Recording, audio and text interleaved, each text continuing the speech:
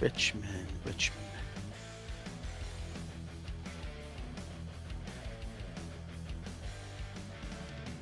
Good evening, ladies and gentlemen. The virtual Phoenix Raceway is the next side of round number 5 for the PMI Truck Series, sanctioned by Swag. Freaky Fast broadcasting from the virtual iRacing Phoenix Raceway as we get ready for the Arizona 250. Good evening, I'm Wesley Outland, joined alongside Robert Moyer Jr. And again, the trucks ready to go on Freaky Fast Broadcasting. And Robert, this is going to be a unique racetrack. This is, by the way, the new Phoenix Raceway with the dog leg, the new start-finish line, not like previous. This should be exciting to watch here tonight. That is correct, man. This is going to be fun watching them take it down into turn 1 to go down below and, you know, see how many people can go way down there against that wall, Wesley. It's going to be something else to watch here tonight. And these trucks handle really well here from the feedback that I've been getting from the drivers out there on the track. Going to have a good time here as qualifying is about to get underway for the Swag trucks. Here is Peyton Howell, will be the first man to step up to the gate out of Radford, Virginia. Peyton Howell, truck number 77, the Baby Shark. There's the number 29 machine. We'll see how he goes on the, as that is going to be Nicholas Sacco from Bushkill, Pennsylvania. His number 29 Chevrolet dives into the corner. And Navarro right now going to go to the top of qualifying, 27-24. There goes Lee. He'll now bump to fourth as Navarro will go to second. Howell goes back to the top of the board, 26-93. And you're seeing just the 29 truck of Nicholas Sacco on the track. But Robert, there are so many trucks out here at times randomly qualifying at the same time. That is correct, and got it. There we go. I do apologize for that. Yeah, it was. And this wants to keep going to the 29. It likes the 29 apparently for some reason. Yes, sir. Yeah.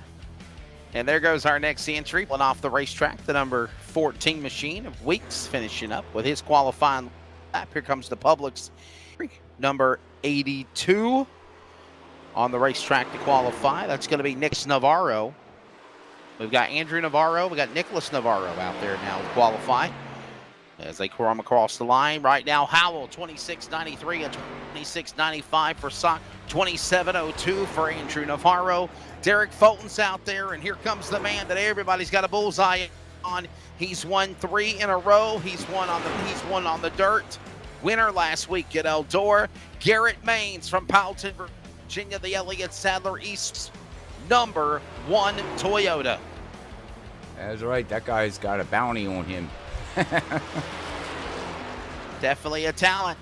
Yeah, he does. And right now, he is going to stay back, though. Look at him struggling here. 11th on lap number 1. He's got a... I wasn't ready to see that. Yeah, I wasn't ready to see that, Wesley. Yeah, very interesting here. As Maines is right now 11th. Here he comes down the front straightaway. Will he improve? And oh, jeez. Oh, there he goes to the pole. Wow. 26.80. You think he was playing mind games with us, or do you think he was just, you know, struggled on the first lap and hit the right setup for lap number 2? I don't know. I think he was just warming up the tires on lap 1 and then send it sailing on lap 2. A lot of drivers actually do that. You actually wait for them tires to heat up there, Wesley. Yes, sir. Yeah. And Brandon Gagnon right now, 5th. Here comes the car, truck number 22, Kernan Church. He's out there now. He'll take time. Looks like his time is over.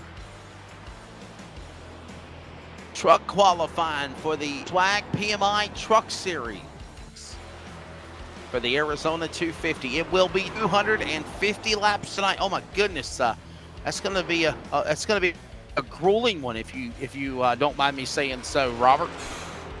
Yeah. 250 laps around here. They do got 5 sets of tires. Got a set that they start with, so they actually, total of 5 sets, I do believe. So they got tires, but this track is not known, Wesley, to burn up tires too bad. not this new layout here. So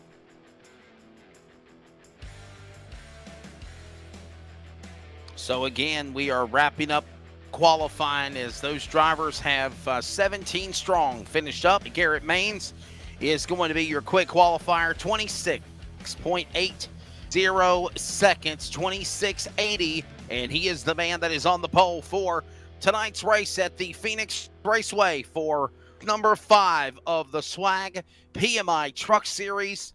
As the field gets ready to get set up, we will get ready to go with your ComServe wireless starting lineup here in just a moment. The field will get set on the front straightaway, and we again 250 laps around Phoenix. Katie, bar the door. This is going to be a grueling race here tonight, Robert. oh yeah, patience. I do believe a lot of patience that are going to be needed out here. Save your tires. You can't win the race on the first 10 laps there, sir. You got to make it to lap 250 to win this bad boy. The ComServe Wireless 250 here in Arizona, just moments away from getting underway. For those that are joining us, the Simulation World Auto Group Swag. Follow them at Swag Simulation World Auto Group on Facebook and Freaky Fast Broadcasting as we get ready for round number 5 here at Phoenix. 250 laps of racing as again we get set for the ComServe Wireless 250 here this evening. And by the way, real quickly, as we'll get ready to get the trucks to grid, quick reminder, ComServe Wireless for all of your Verizon Wireless and Fios needs. They have 27 ComServe locations in Virginia, Maryland, and Pennsylvania. All details at ComServeWireless.com. If you need to find locations, information on the websites. If you're interested in working for them, go to ComServeWireless.com. And again, we are glad to have them as a part of the Swag Series. Swag PMI Truck Series ready to go. We also want to thank a couple of the other sponsors that make this series possible.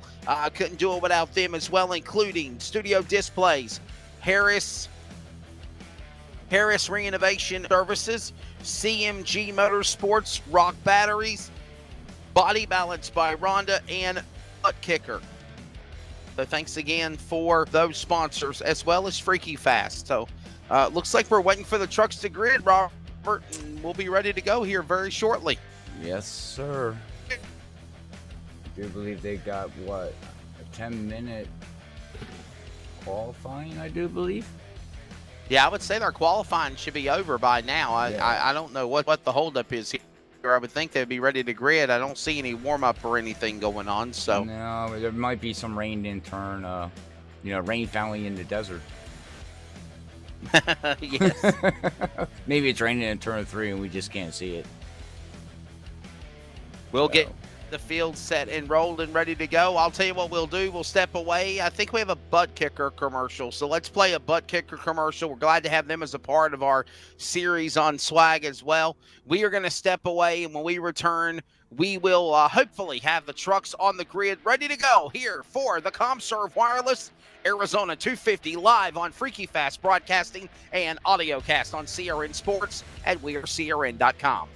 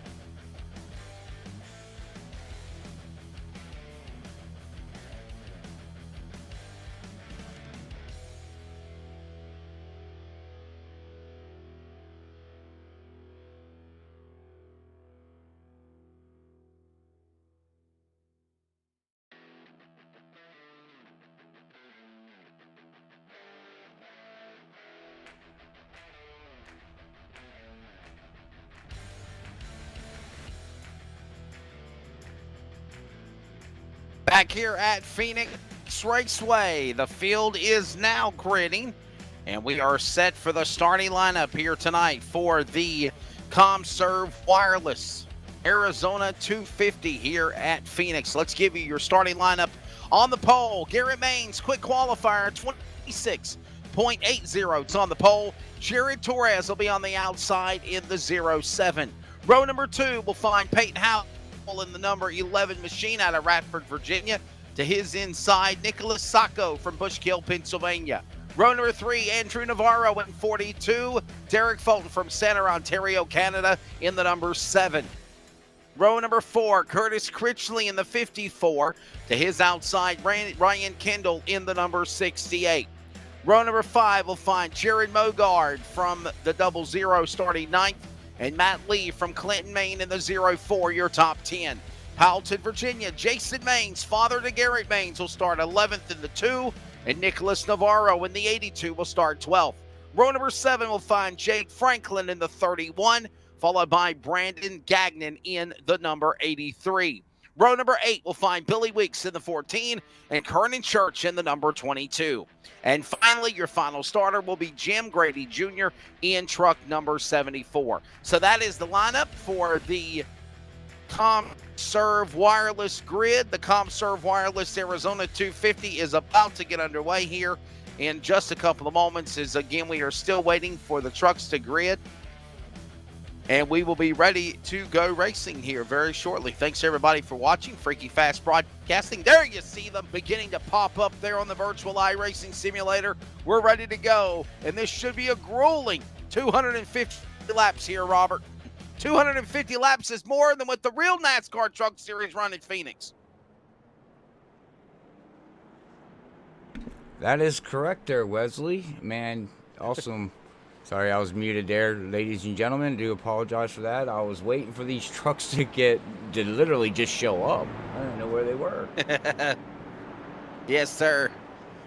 As the field is finally beginning to roll, ready to introduce them. We've already done that. You already know the starting lineup. We'll get ready to get these drivers and send them off for, again, 250 laps. You see I like the little down there on the bottom left of the monitor. You have your scoring, and then you have your ticker as we're set to go here. Front straightaway, green in the air, underway. PMI Trucks in Phoenix, 250 laps underway in the Valley of the Sun. And on the jump, it is Maines. Maines will get the early lead. Howell right behind him. So is Navarro there, 1, 2, and 3, and we're crashing in the back. Looks like Franklin's involved. Jason Maines is involved. The 82 is caught up in it of Navarro. And a caution out as quickly as the race started. And here's your Freaky Fast Broadcasting replay. Robert, this is not a good way to start things for some. No, that 82, that thing just snapped right out from underneath him. And it looks like we got synchronized spinning going on because we got the 31 up here spinning around too. And that would be Franklin, yeah, with 2 trucks at the same time spinning out. What's the odds of that there, Wesley? Synchronized spinning, if you will, and that's the cause of our caution. As again, problems for the 82 of Navarro. Franklin was involved. The other one's pulling away, and 42. And now we're having a party. Yeah, it looks like they're having a nice little duel down there. What in the... Garrett Maines in the one truck, it looks like. Locked horns with Navarro. Is that the 42 or is it someone else? I'm not sure. What in the world is going on here? That's Garrett Maines. Everybody is out, ladies and gentlemen. So give us 1 second. We will be right back as we try to figure out what's going on. So stay tuned here at Freaky Fast Broadcasting for more information here soon.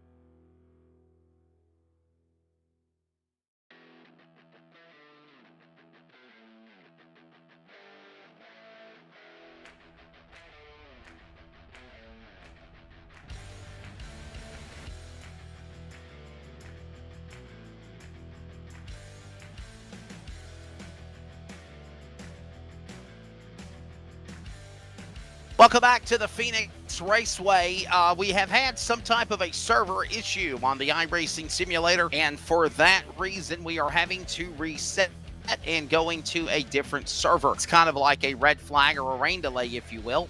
Once we get everything back up and going, we'll go back with resumption of ComServe Wireless Arizona 250. Please stand by. We thank you for your patience on Freaky Fast Broadcasting and on CRN. Again, once we get the server back up, we'll be back with coverage of iRacing from Phoenix.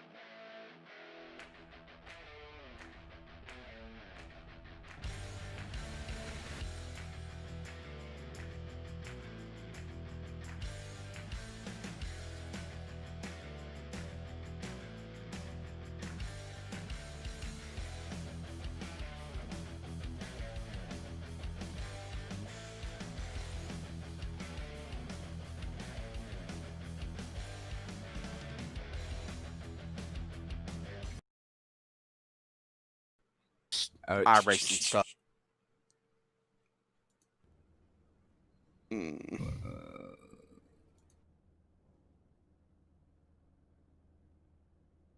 All right, we're back here at Phoenix Raceway. We apologize for the delay. We had a server issue. We had to reset everybody and get going again. And as you see, the drivers are staged up on the grid. They are getting ready to go. And so I will explain to you what's going to happen. First off, we want to say thank you for your patience. And during this delay, we apologize for the delay. But what you're going to see happen is basically we're getting ready to roll the field. The trucks are going to either be in their we're going to get the trucks in their correct order. They might not be in the correct starting order that we give you earlier. So we're going to let the pace car come around. They are going to make pit laps. The pace car will pit.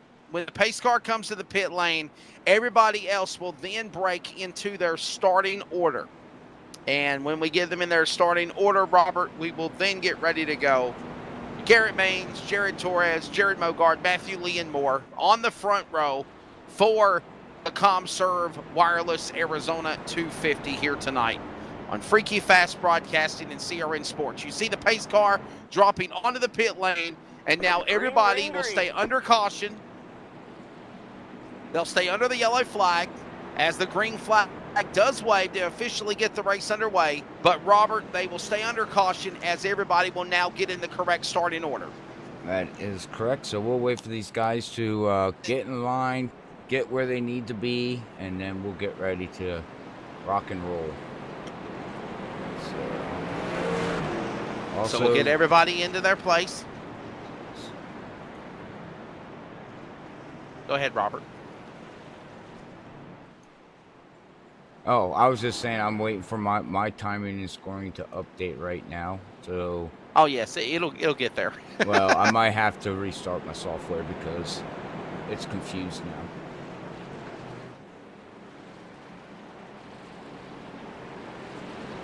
So Garrett Maines and Jared Torres will be on the front row. Peyton Howell, Nicholas Saka will make up row number 2. Andrew Navarro, Derek Fulton, row number 3, as we're getting everybody back into their correct running order as we get ready for 250 laps here at Phoenix. We've already completed a certain number now. We're working on lap number 2.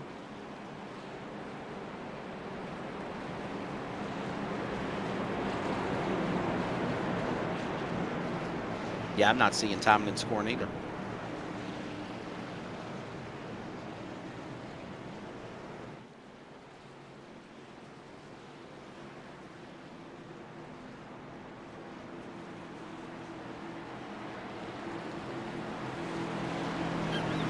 Just reset it.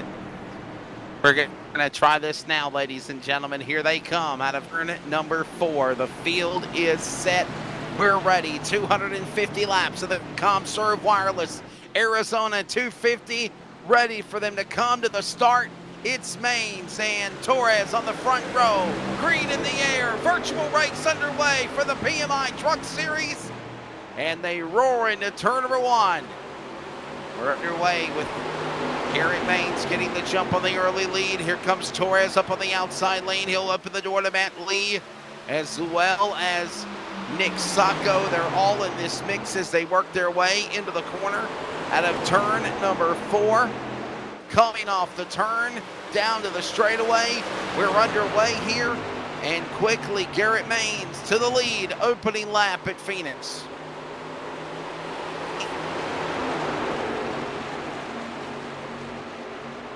It's all good, brother.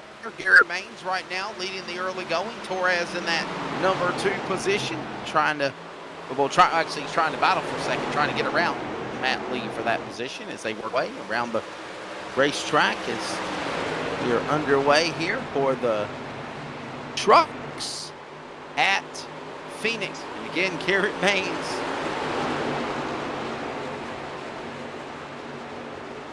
Right now, the man out in front in that truck number 1. Another dominating performance for the driver there. And there we go. Welcome back, show. As we are underway, currently 5 laps in now.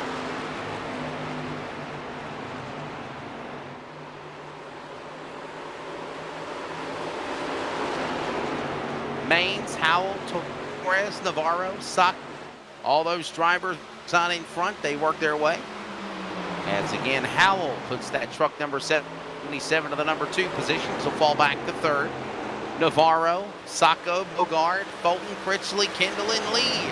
Your top 10 as they go to the front straightaway. Backer number 1 as we are live on Freaky Fast Broadcasting and on CRN Sports after a little bit of delay. Robert, we are finally underway. The truck's at Phoenix. That is right. Do apologize to everybody out there that's tuning in and watching. Like Wesley said, a little technical problems here at ISM Raceway, or known as Phoenix. But all right, man. Battle in time. We'll see who can do what with 8 laps completed right now, with Maines out there running with about a half a second, almost a second lead over this pack already. Yeah, there's still a lot of racing left to go here. We're just getting started as right now Maines out in front. You see the sheer domination he has here for the number 1. Second, Torres third, Navarro and Mogard currently your top 5. They'll work their way back around the corner. There's Derek Fulton. There's that 31 of Franklin trying to get around Critchley in 54. He was the Daytona winner. As right now you see them going back into the corner into turn number 3, that sharp curve, work their way back down the straightaway, down the front stretch after they come out of the dog leg, down off into turn number 3 now.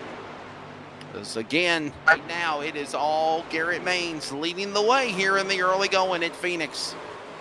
Franklin's looking pretty good out there, though, I must admit, Wesley. Looks like he's handling turn number 1. I think turn number 1 is going to be the key here tonight. Who can get in, get that truck to set, rotate, and exit on out to go down that dog leg. That's where all your speed is. You can really carry good speed going through 3 and 1 with these trucks in this aero package that they have. You're off the gas a little bit, and then you're basically half throttle, and you roll it out just like you see Franklin there. Try to get it as close as you can to that blue wall and shoot down the front stretch to complete a lap here at Phoenix. Yeah, 250 laps is the distance right now for the PMI Truck Series. And again, we're in Season 1, race number 5 tonight. Next week, it's on to Dover. As right now, we are watching these drivers working their way. Garrett Maines went 3 in a row. He won Atlanta. He won Rockingham. He won last week at Eldora. And now he is taking them to the woodshed here so far at Phoenix. The man is dominating. 4 top 5s, 4 wins, 4 top 10s, 3 wins for the driver, who currently has a 32-point lead over Nicholas Sacco. Matthew Lee back as well. And a 43 back, 61 back to Navarro. Brandon Gagnon, the top 5 at 72. And the race rolls on as we continue to see the sheer domination of truck number 1 here in the early going here. Oh yeah, his lap times right now, 13 laps into it, look very, very good. He's just ran a 27.50 to the second place truck there with a 27.59. So that's cruising. Definitely got a great run going right now for the driver, the number 1 of Maines. He leads the way. Torres, there you see him in second. Behind him is Howell. Truck number 77, or truck number 11, that is, out of Radford, Virginia. The Baby Shark, the number 11. You're riding on board now with him, as that is the Toyota number 11. By the way, don't forget to follow it like Freaky Fast Broadcasting on Facebook, Instagram. And while you're doing that as well, follow Swag on Swag Malaysia World Auto Group on Facebook, and Swag Racing on Twitter and Instagram as well, and at CRN Sports on Facebook, Twitter, and Instagram too. As here it comes, and again, still the leader, Torres. You're riding on board with Howell. He tries to close in now on the driver. Their way into turn number 4. Back to the start-finish line this time by. Does he have the Simpsons on his truck? Yeah, he does. I think he does. Oh! That's a pretty nice looking paint scheme, though, I must admit. I like the coloring. Really nice. But yeah, he's trying to catch Maines, but he's about a minute and a half now back behind him, and I think Garrett Maines is just in another zip code here tonight there, Wesley. As it looks like we do got a battle going on back in the pack here. The Andrew here in that 42. Out on it there with the 29. I do apologize. I'll eventually learn people's names. I told Wesley, and I tell everybody out there that's first time tuning in, I stink at names. I'm just fair warning you now. I'll butcher every single one of them. Nicholas Sacco out of Bushkill, Pennsylvania. The truck number 29 Chevrolet trying to size up Navarro in truck 42 to the outside lane as they work their way back into the corner. And here they come back down into turn number to the corner, down the back stretch. Look at that 42. He takes it way down in that dog leg there, Wesley. Way down there. I mean, that's the fastest way around the track. The faster you can cut it, the better you are. But also getting on these tires after they start going away a little bit, it starts to get slippy and slidey down there, and it winds up eventually towards the end of your fuel run and tire run, it turns to ice. Maines, Torres, Howell, Mogard, Fulton, the top 5. The trucks here at Arizona at Phoenix Raceway. It will be 150 laps. And again, this is going to be a grueling race right here. 250 laps. But that's the thing we do here on this series. It's either 250 laps or 250 miles, whichever's closer. And this is just shy of a 1 mile track, so the decision was made from the powers that be to make it a 250 lap race. That's what they're doing. It's a lot of laps. I gotta admit, I give these drivers props, man. It's a lot of laps out here in these trucks. So again, it's all about patience. I know we got Maines out there with almost a 2-second lead now, and I really, if I was out there racing, I wouldn't worry about racing him. Right now, he's in another zip code. I would just run my race and wait and see what happens at the end, because we're known here at Freaky Fast, as you know, Wesley, we always seem to bring the curse of a late break yellow with 10 laps to go. And it changes the whole thing. So stay tuned. Don't go nowhere. Well, that goes on. We're on lap number 22 of 50 for the time being. As Maines is still the man out in front, leading the way. Torres is in second, Mogard third, Howell in now, Fulton fighting for position. That is on the racetrack now, as there is the man in the number 7, Derek Fulton, is forward at the Center Ontario. Of course, out of Phantom East, the driver of the number 7, and there you see him working his way. I understand you have a broadcast thing together with Derek Fulton. Am I correct? Oh.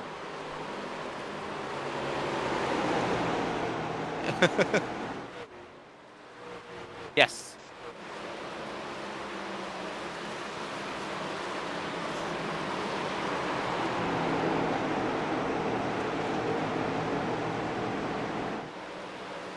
Oh, wow. Yeah, I know that you have a deal on Sunday at 3 o'clock, I think is what I was told.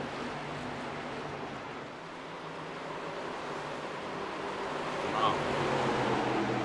Maines, Torres, Mogard, Howell, Fulton, your top 5. As it stands right now, as they work their way back around the racetrack.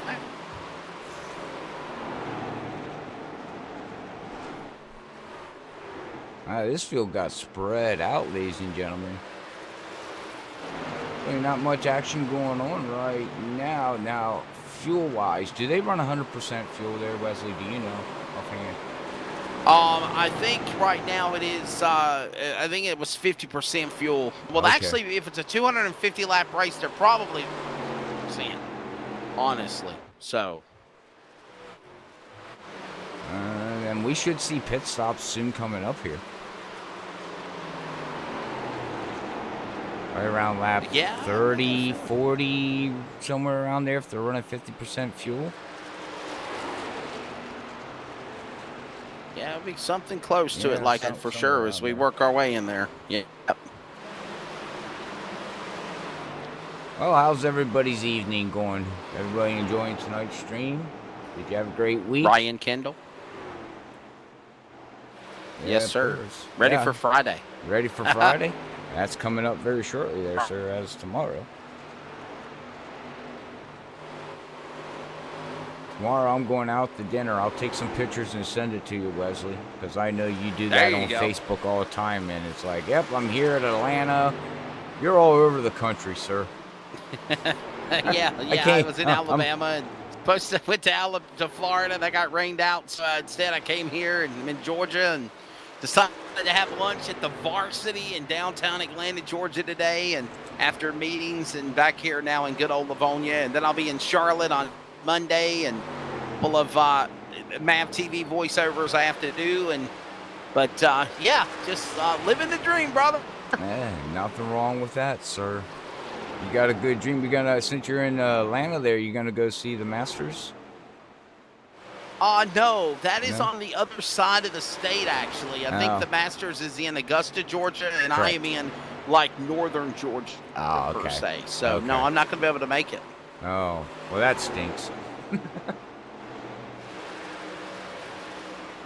But anyhow, I do like golf. I saw where that guy hit a hole-in-one from the water yesterday. That was pretty cool. Did you?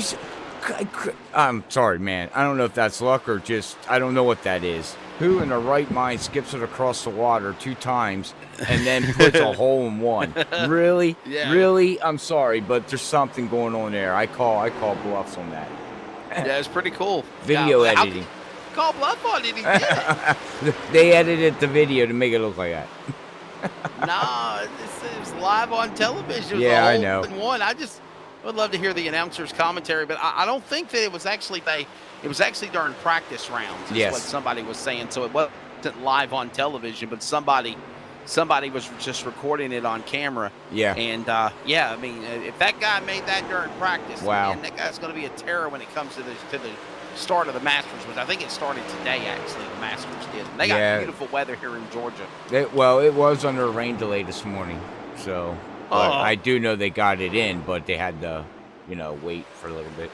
Just like tonight, it rained. You're a fan of golf? You like golf like I do? Yes. All right, there you go. Used to be an old Tiger Woods fan years ago. So.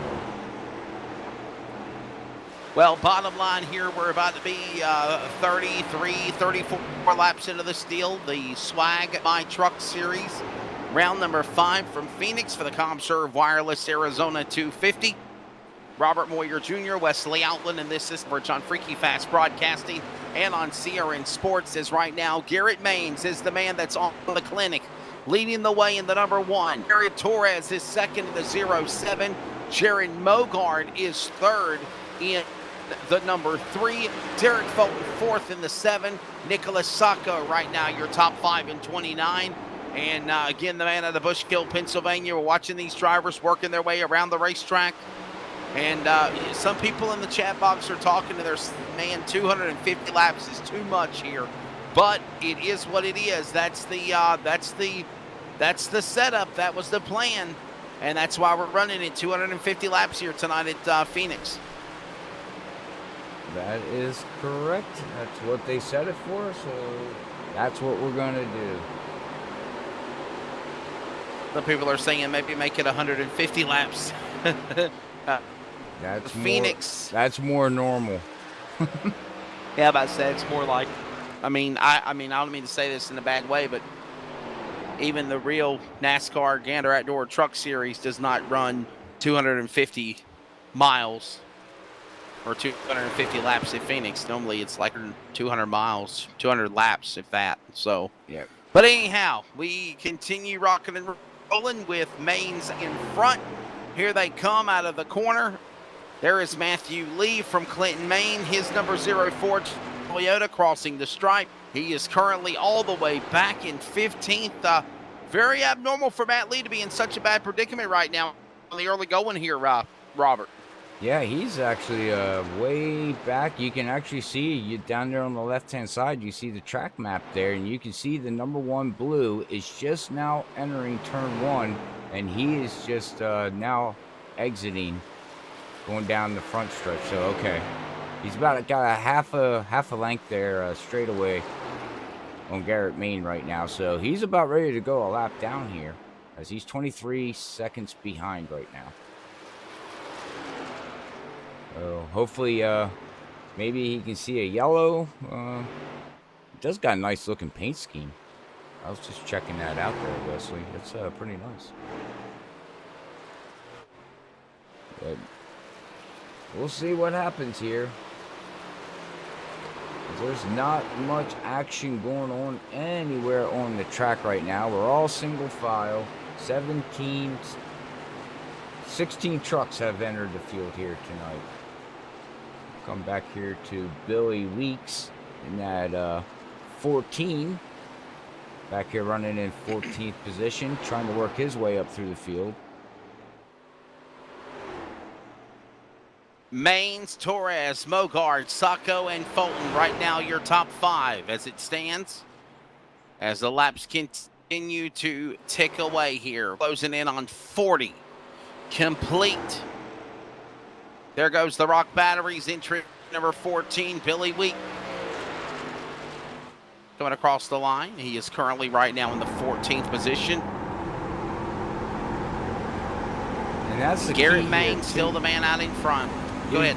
Now, I was just saying, we was to hop in here with Billy and watch him go around the track here, Wesley, and you can see he's trying to get that truck to get down to that yellow line where the grip is. You know, if you can get that left front tire on that yellow line, it actually basically de-wedges the truck. It helps it turn because, you know, you put your tire on paint, there's more grip on paint than there is across the track. If everybody understands what I tried to say there. Probably not, but that's okay. Wesley's off eating lost. I'm lost. I don't know how to answer that. Is what I was trying to think. Well, that's true though. I mean, you put your tires on paint, there's more grip on paint than there is across the asphalt. That's what I was told. Yeah. Which de-wedges the truck. You don't put your rear tire. Torres. Anyways, you eating a funnel cake? No, sir. Yeah, you are. No, I had a funnel cake the other day though when I was in East Alabama. Oh, was it good? Yeah, it was really good. I know you're a fan of funnel cake. Oh yeah. I was just asking. I just wanted to make sure it was good. That's all that counts.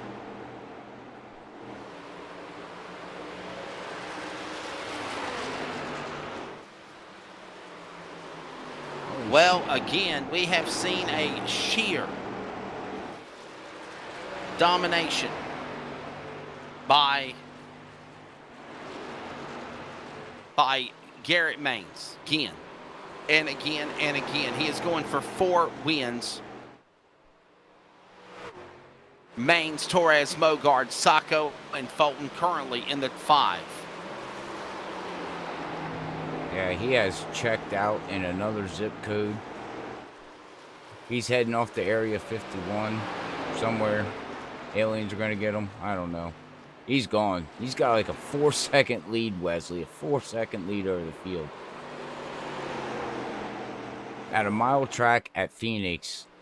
Do you think... Okay, I got a question to ask you, Wesley. Do you think if we stay green this for 250 laps, do you think Maine's running this kind of pace? Do you think he can lap the whole field? I don't know. I mean... Not against... I don't know if that would be possible or not. Well, you know what? I think they said they're going to have No, we are going to have a yellow. They're having stage, I do believe, in lap 50 and lap 100 was the game plan from what I heard. So we should have a stage caution coming up here lap 50.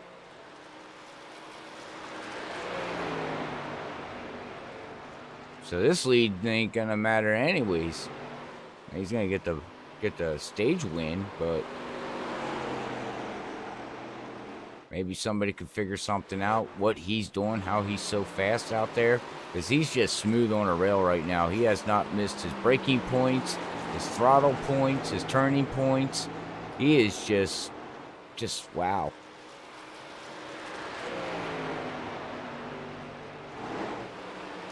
Maines is out in front. Maines, Torres, Mogard, Sacco, and Fulton, as they are the top 5. 48 of 250 laps here at Phoenix. There's Jared Mogard. There's his number 3 Chevrolet, currently sitting in the number 3 position, 3 for 3, as we are approaching 200 laps to go. There is still a lot of racing remaining here for the trucks at Phoenix in the ComServe Wireless Arizona 250.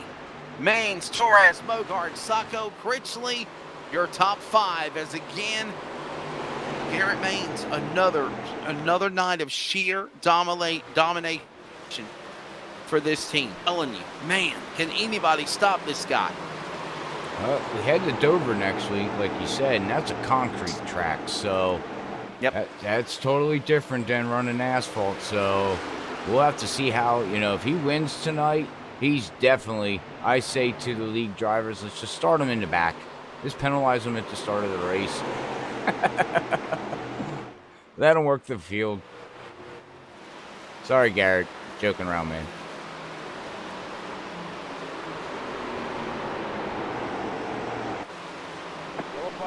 And there's a caution for the stage. Garrett Maines is going to win the stage 1 here tonight with swag. All right, Wesley.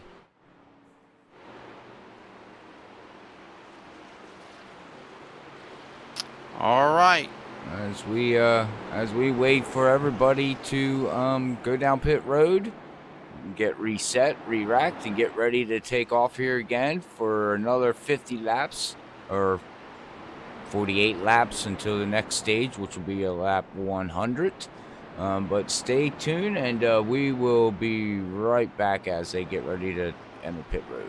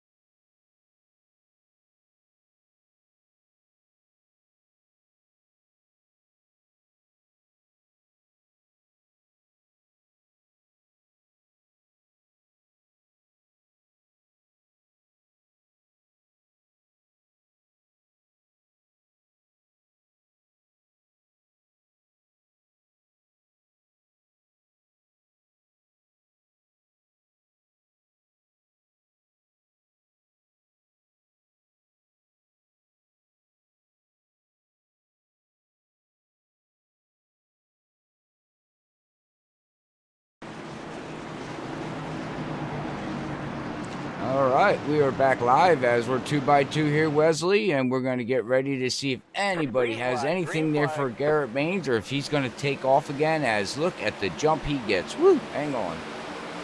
Yes, sir. We are back underway with the trucks here at the Phoenix Raceway. 55 laps of 250. It's Garrett Maines out in front. Is again sheer domination for the drivers. We saw Torres now move back in spot. Here comes Mogart settling in there for third, single file. Fulton, Sacco, Critchley in the top 5, outside the top 5 of there with Sacco as they work their way back to the line. Green in the air and back to the racing here. A couple of laps back in this event. We did complete a stage, and you saw stage 1, of course, go to the driver of Garrett Maines, and man, what sheer domination he has in this series, Robert. I mean, just honestly, he's really talented. Yeah, nothing against him. Oh, as we got the 29 going around. That's Nicholas Sacco. Problems for the man out of Bushkill, Pennsylvania. Sacco spins, keeps on going. Yellow flag is out. Oh, and do not see a caution yet. There's the yellow. Second, third caution of the race out. That is correct. And it looks like he just got loose. New tires, cold tires coming out, unless he got a little bit of help. And yep. Oh yeah, he got a little bit of help. 31 of Franklin got in the back of him and helped push him around there, but no harm, no foul. Just brought out a yellow, but you can see the 29 did not hit anything and loaded up there at ISM Raceway, or known as Phoenix, or used to be known as Phoenix. Or no, they renamed it back to Phoenix, didn't they, Wesley?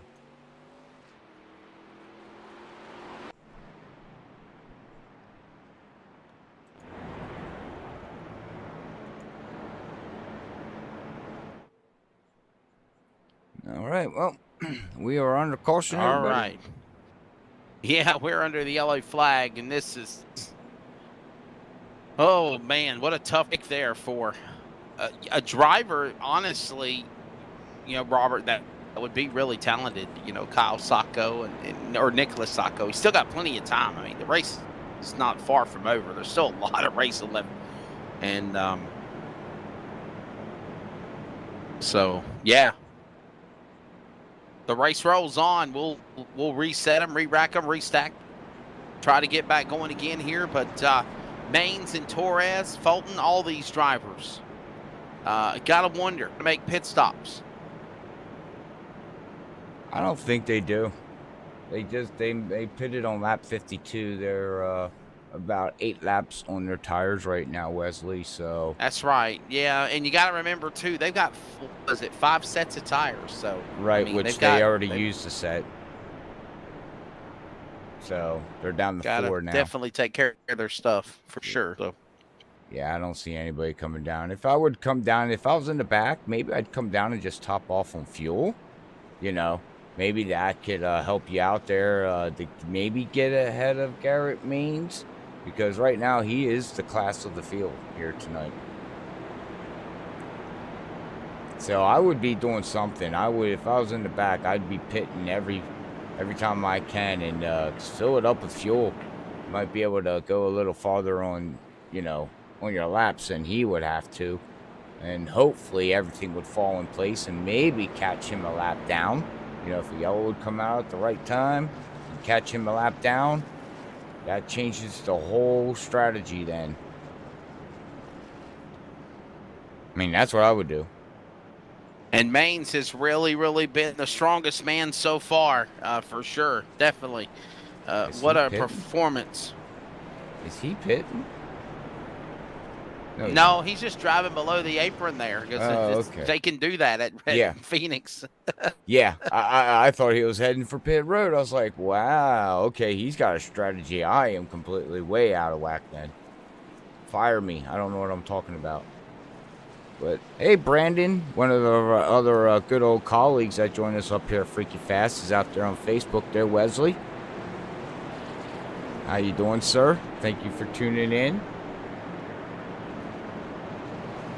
Hope everybody is doing well. I would be doing better if I had a funnel cake.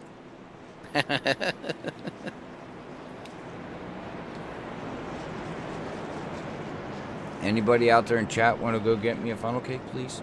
Anybody? Somebody? And you want a Coke or Diet Coke there, Wesley?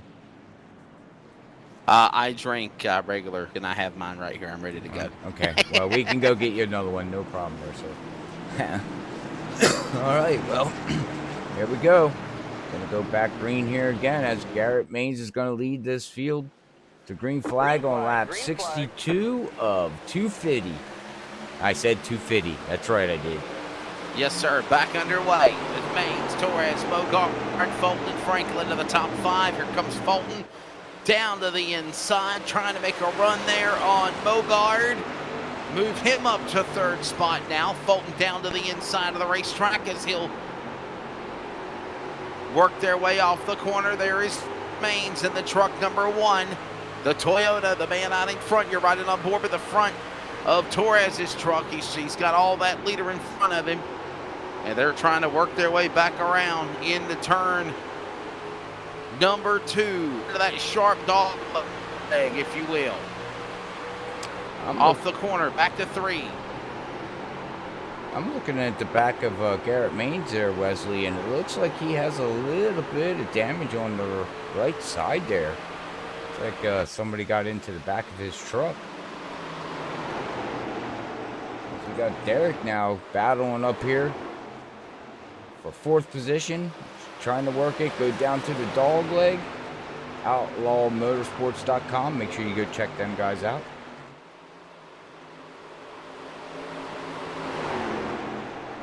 He's trying. He just can't get that run off the bottom. You get pinched down there and you got so much wheel into it, and you got to wait on that throttle. As you can see here, he's got to wait, and then he gets back full throttle, but that top line is working pretty good.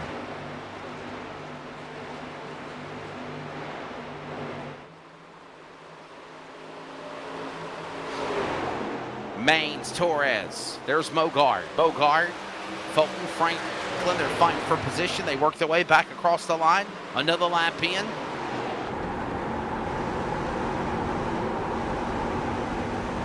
Look at them working their way off the corner. Up through that dog leg. Down into turn number 3. Man, working that dog leg, Wesley, again, that scares me. When I used to run this track and get way down there, it does get loose. If you would ride along in the cockpit, you would actually see Franklin. He's probably going to wheel it going down this dog leg if he does it again here. Let's see if he does. It's all the way down. Oh, he's holding a pretty good line.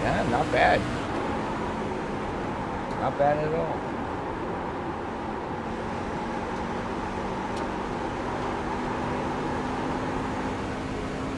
He's trying. They're trying. Man, these Jared and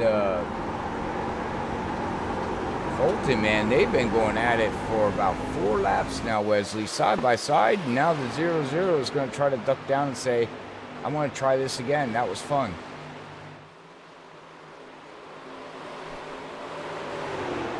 It looks like that 7-0 is going to pull away. Yeah, that's Fulton. He's really showing what momentum he has right now in that Outlaw Esports feature from Center, Ontario, Canada, as he has moved up to that 3rd position. Maines, Torres, Fulton, Bogart, Franklin. 70 laps in, still a lot of racing left out here. We're not even at halfway yet for the ComServe Wireless Arizona 250. Round number 5 of the Swag PMI Truck Series on Freaky Fast Broadcasting. Audio cast on CRN Sports. We are CRN.com, Boyer Jr. Wesley Outlet, Phoenix Raceway on the iRacing Simulator. And again, it is all Garrett Maines continuing to lead the way. You know what I'm seeing here, Wesley, is that 07 of Jared is actually keeping up with Maines this run. He's right behind him. He has not lost ground like that first run where Maines just pulled away and left the field go. Barrett in that 07 is actually keeping up. A lot of people are actually keeping up. Derek is coming up through the field here now. He's just right there. Wow, very impressive. They figured something out, or they changed something during pit road. Maybe they put, took a little wedge out, maybe put a little wedge in. Help that driver make feel more stable out there.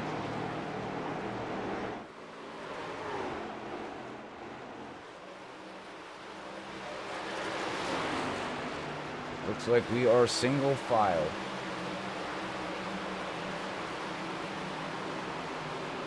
Not much battling going on here. Back here to 42, we got Jason D. Maines back here. I haven't talked about him all night. He's worked his way up one position, started 10th in tonight's position. So he's up one position, running in 9th position right now. Biggest mover of the field is going to be that 54, Curtis. He's up 10 positions. And Maines is still the man out in front. You see from the blimp view right there. Y'all say work their way back into the corner. Look at the interval. They're scattered around the racetrack, all single file. Has Maines and Torres, Fulton, Mogard, Franklin, they're all in the top 5. They work their way back into the corner. There you see them.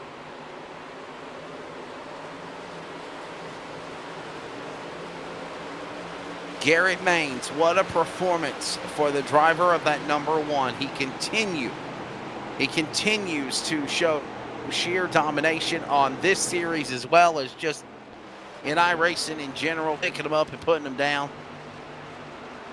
Another great performance, leading the way. And still a lot of racing left go as well.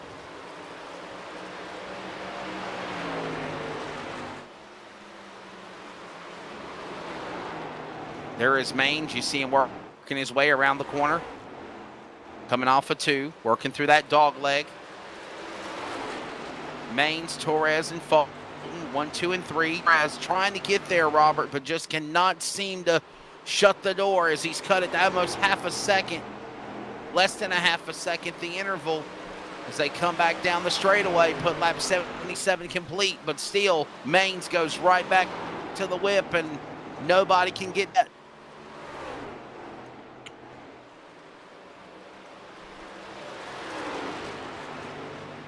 Maines, Torres, Fulton, Mogard, Critchley in the top 5. There you see them all single file. Nobody breaking out of line. All right. Well, Wesley has a complete lap 79, ready to start lap 80. We will be right back as we're going to have a run to a quick commercial. So stay tuned, and we will be right back here at Phoenix International Speedway.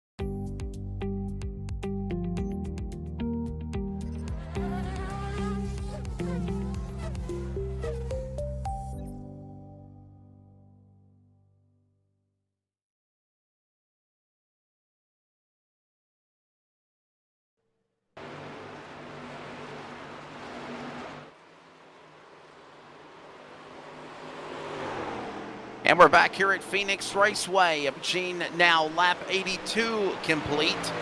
Working lap number 83 here for the PMI Truck Series, round number 5 of the ComServe Wireless Arizona 250 on Freaky Fast Broadcasting and on the CRN. I'm Wesley Outland, Robert Boyer Jr. alongside, and again, we are still just continuing to see if Garrett Maines dominate, but here comes a battle alongside truck number 68 as they work and change up positions. That's Brandon Gagnon and Kendall battling for position off of turn number 4. They've been battling for about 5 laps now here. You can see up here in the front. We got like a 4 to a 5. Oh, we got a little, I'm not sure if that was warp or somebody got somebody.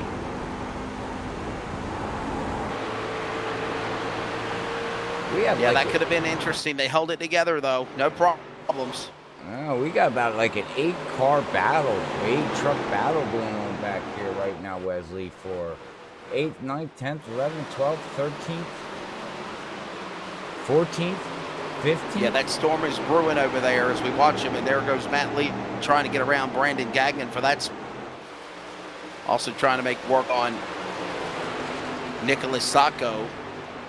Oh, and somebody just took out the inline cone. It's in your way. Just move it. Well, hopefully they don't get a penalty for that, though, sir. You know, hitting that cone can damage your truck. Also, it could give you a penalty for unsafe exit on pit road. That's the reason why that cone's there. Yeah, the cone's back. Yeah, it's pretty back. So hitting that cone, they just almost hit pit road, exiting on pit road there, the commitment line. So it's looking like no harm, no foul. So yeah. Watching the trucks as they go back into the corner. Hit this. Whoa, there we go. Truck's going around. Will he save it? No, he tagged Jason Maines. Oh. Franklin involved. Franklin Maines. Let's go around. No caution yet. And there's the yellow flag. Third one of the race. And caution for Jade Franklin is 31 Ford. And it started when he tagged the 2 of Jason Maines, number 2 Toyota. And here's your Freaky Fast Broadcasting replay of what happened, Robert. Oh, yeah, the 42 just got That's Navarro. Yeah, he got in very, very hot there, Wesley, and got the left rear of that 31, and he tried to save it. Look at this, man. He's dirt tracking that thing, and then everybody else behind him checks up, but unfortunately, the 2 of Maines, the wrong place at the wrong time and head on into the wall hard. Man, he took the beating. Wow. That front end of that truck is crunched. He hit that outside wall there, Wesley, about 150 miles per hour. Man, oh man. Hell yeah, it even did damage to the motor. He hit hard. I'm not sure if they have a fast repair or not. They do have a fast repair. They have one fast repair. They have one fast repair that they can use. That's good. That's good. Okay, so. And we know Jason D. Maines, he should, if he didn't use it up, he should. Oh, it looks like he might have used his fast repair already there, Wesley. And now he's putting tires on, and he's going to sit, and that is going to be his night, unfortunately. He's probably going to have about 30 minutes to 35 minutes of damage repair. Wow. And that's that's mandated. He has to get that fixed, and that's not even counting his recommendation damage yet, too. You know, after he gets that all fixed. So he's going to be multiple laps down, unfortunately, for Jason D. Maines there. Had a good run going on, but wow, what happened back here? Garrett Maines comes out of pit road on lap. Oh. This is an interesting strategy call here.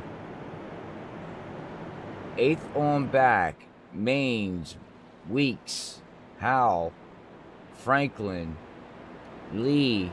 They all pitted on lap 88. Everybody else from 7th on up, Wesley, did not take a pit stop. So these guys in the back are fresh tires compared to old tires. They're going to come flying through this field.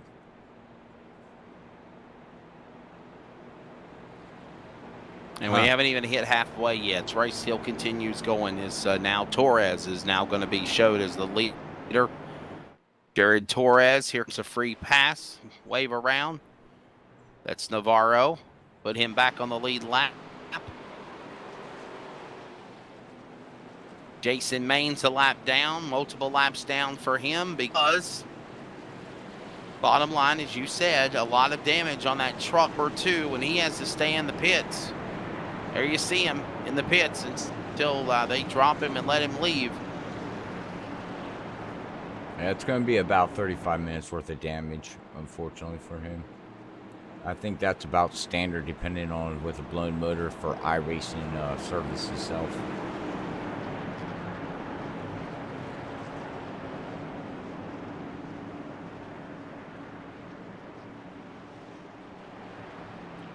All right, well, we're going to get ready to go back green. Lap 91 of 250, side by side.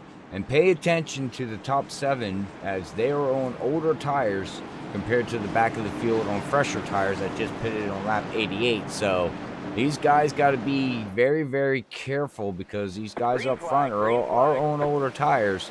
So they will be slower, but we'll see how they can work the traffic back here. Yeah, watch that blue number 1, and let's see how fast he climbs back to the front as we go back underway. You already see him pick off a couple of trucks. He's moved into 6th, now the 5th, going to get around Andrew Navarro, going after Critchley. The Daytona winner worked their way off the corner, back into turn number 3, exiting 4, down to the start-finish line, working lap number 93 now, 92 complete, and Torres out in front, and we watched that 1. He's got fresher tires. Wow. Moving all the way to 4th, third to 2nd. Here he comes, running after Fulton. And he's looking for 2nd on Torres. They're 3 wide. He'll close on the inside. 3 wide up the middle. Goes Maines. He'll clear him. What a move by truck number 1. Maines on fresher tires. He is coming after Torres, the Bart man in the 07. Yeah, Torres better start doing rear view driving. Well, I don't even think that matters, Wesley. He's at, oh wow. For the lead. Yeah. Move Trying over. to bonsai move through the dog leg, couldn't make it long. He works his way into 3 out of 4. Excuse me, coming through. And the number 1, Garrett Maines, goes back to 1 in truck 1. The Toyota for Elliott Sadler Esports trying to go 4 in a row. And that's within 4 back laps. to the lead. 4 laps from going green. He's already in the lead on fresh tires. That tells you right there, Wesley, how big of a difference it is on fresh tires to old tires, because these tires, which are version 7 tires in iRacing, are known to be good for probably about maybe 20 to 30 laps. After that, they basically what we call plateau. And once they plateau, you don't go any faster, but you don't go any slower. So you're basically just riding follow the leader, as you've seen all night here, 96 laps into this. It's basically follow the leader. Hopefully, oh my God, where the 46 going? Holy, yeah, that's not going to work, dude. Wow. Yeah, he can't make that work there. You can't do a Kevin Harvick move. you can't go all the way down there. iRacing don't allow, well, it allows it.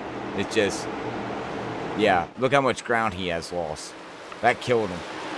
Not recommended. No, that's definitely not recommended. Going way down there. I've seen some drivers in other leagues that I broadcast, Wesley. A couple drivers actually try it, and every time they did, it killed them.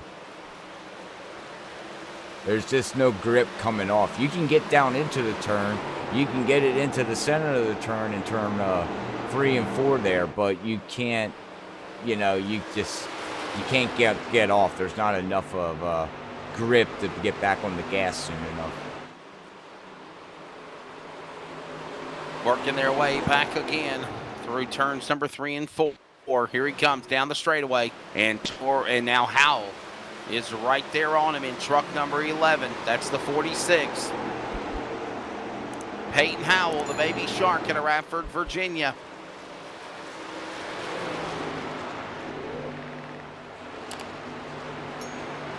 Trying to slowly but surely, methodically reel in Maines. They're going to come to the line. 100 laps on the board this time by completed. And it will be 150 remaining, 25 to the halfway mark when they reach back around turn 4. And it is still Garrett Maines out in front. What a dominating performance in truck number 1. Maines out in front, leading the way. Here comes goes again. Howell with a bonsai move down to the below the dog leg to try to make something stick to it. But with that being said, though, they have really pulled away. Maines and Howell have from the rest of the pack. Yep, but we are under our stage number 2 here, so these guys in the front that just pitted on lap 88 will not enter pit road. Everybody that did stay out, they're going to we got a caution. Yes. Yeah, we got caution stage. So stage number 2 is completed. They're going to throw the yellow flag here. And that was a short sprint, if you will. Rest assured, Robert, everybody that was sitting ducks with those older tires, they're coming to the pit lane here now. Oh, yeah. I'm telling you, no question about it. That's what I was saying. The guys that just pitted on lap 88, they're going to stay out, of course. But the guys that were pitted on lap 52 and stayed out on this last yellow, they're coming down with fresh tires. Now, it's going to make about 20 lap difference on tires. So they're going to be looking very, very good on tire strategy than the front guys that just pitted a couple laps ago. So this is going to get interesting, ladies and gentlemen, because we're going to see some trucks come flying up through the field with fresh tires competing against old tires. Unless these guys up front gamble, which looks like it. Does Garrett Maines actually take tires? That is going to be a strategy call, because then that's going to leave him with, well, one less set of tires than half this field. And here comes almost the whole cavalry on the pin here. And we're going to see Peyton Howell come to his pit stall first in the 46. The baby shark. Here comes everyone else in the pits. And oh my goodness, look at Howell. He's already out. Howell is already out of pits. Here he comes to race off pit road. Will he get him? No. Maines will beat him off pit road first. Howell second. Matt Lee. Look at Matt Lee coming back up. He's up to third now. Torres, Fulton, top 5. There they go. There's your pit stops.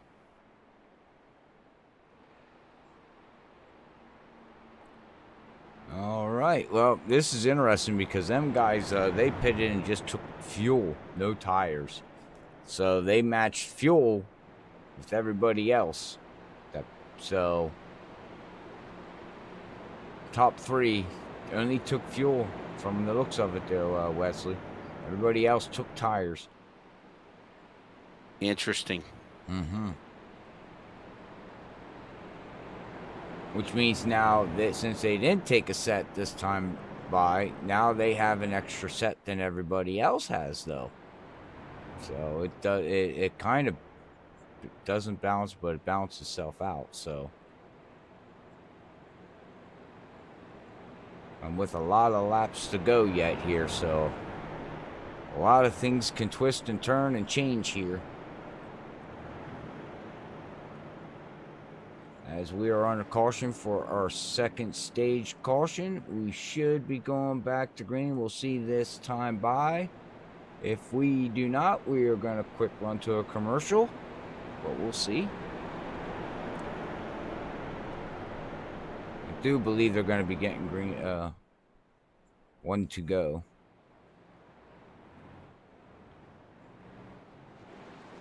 See what those pace car lights do. And yeah, they're going to put the lights off the pace car here. We'll try to re-rack them and restack them. All right, so we're in the final stage. 2 stages complete. 50 laps, and, you know, I guess we're going to go 150. Yeah, I guess that's the game plan. There's, stage number 3 is gonna be the end of the race. That's right. So let's set the stage for you as we'll get ready for the restart here tonight at Phoenix Raceway here for round 5 of the Swag My Truck Series. The flag coming out next time by Garrett Maines is the leader. Peyton Howell second, Jared Torres third, Matt Lee is fourth, Derek Fulton, Chris Critchley, Andrew Navarro, Kendall and Church, along with Mogard, your top 10. As we have completed our 4th session, getting ready to go back to the green flag. They're in the restart zone, green flag going back to the air, and there is Maines on the jump again, pulling away from the field like he always has, or will he? The only man that's really been able to battle with him and try to give him some type of a fit has been Peyton Howell in the 46, and he's going to dive bomb bonsai to the inside again in the 3. This time he keeps it up on the track. But, that's true. yeah, I was waiting for him to go all the way down to the apron and try to dive bomb it in there, but this time he decides I'm not going to try it. But we got heated battle going on back here with Derek, Matt Lee back here battling, and we just got a hornet's nest of cars all over the place. And I don't know why I keep calling them cars, because they're trucks, but anyways. They're trucks. Trucky. Yeah, they're trucks. I know.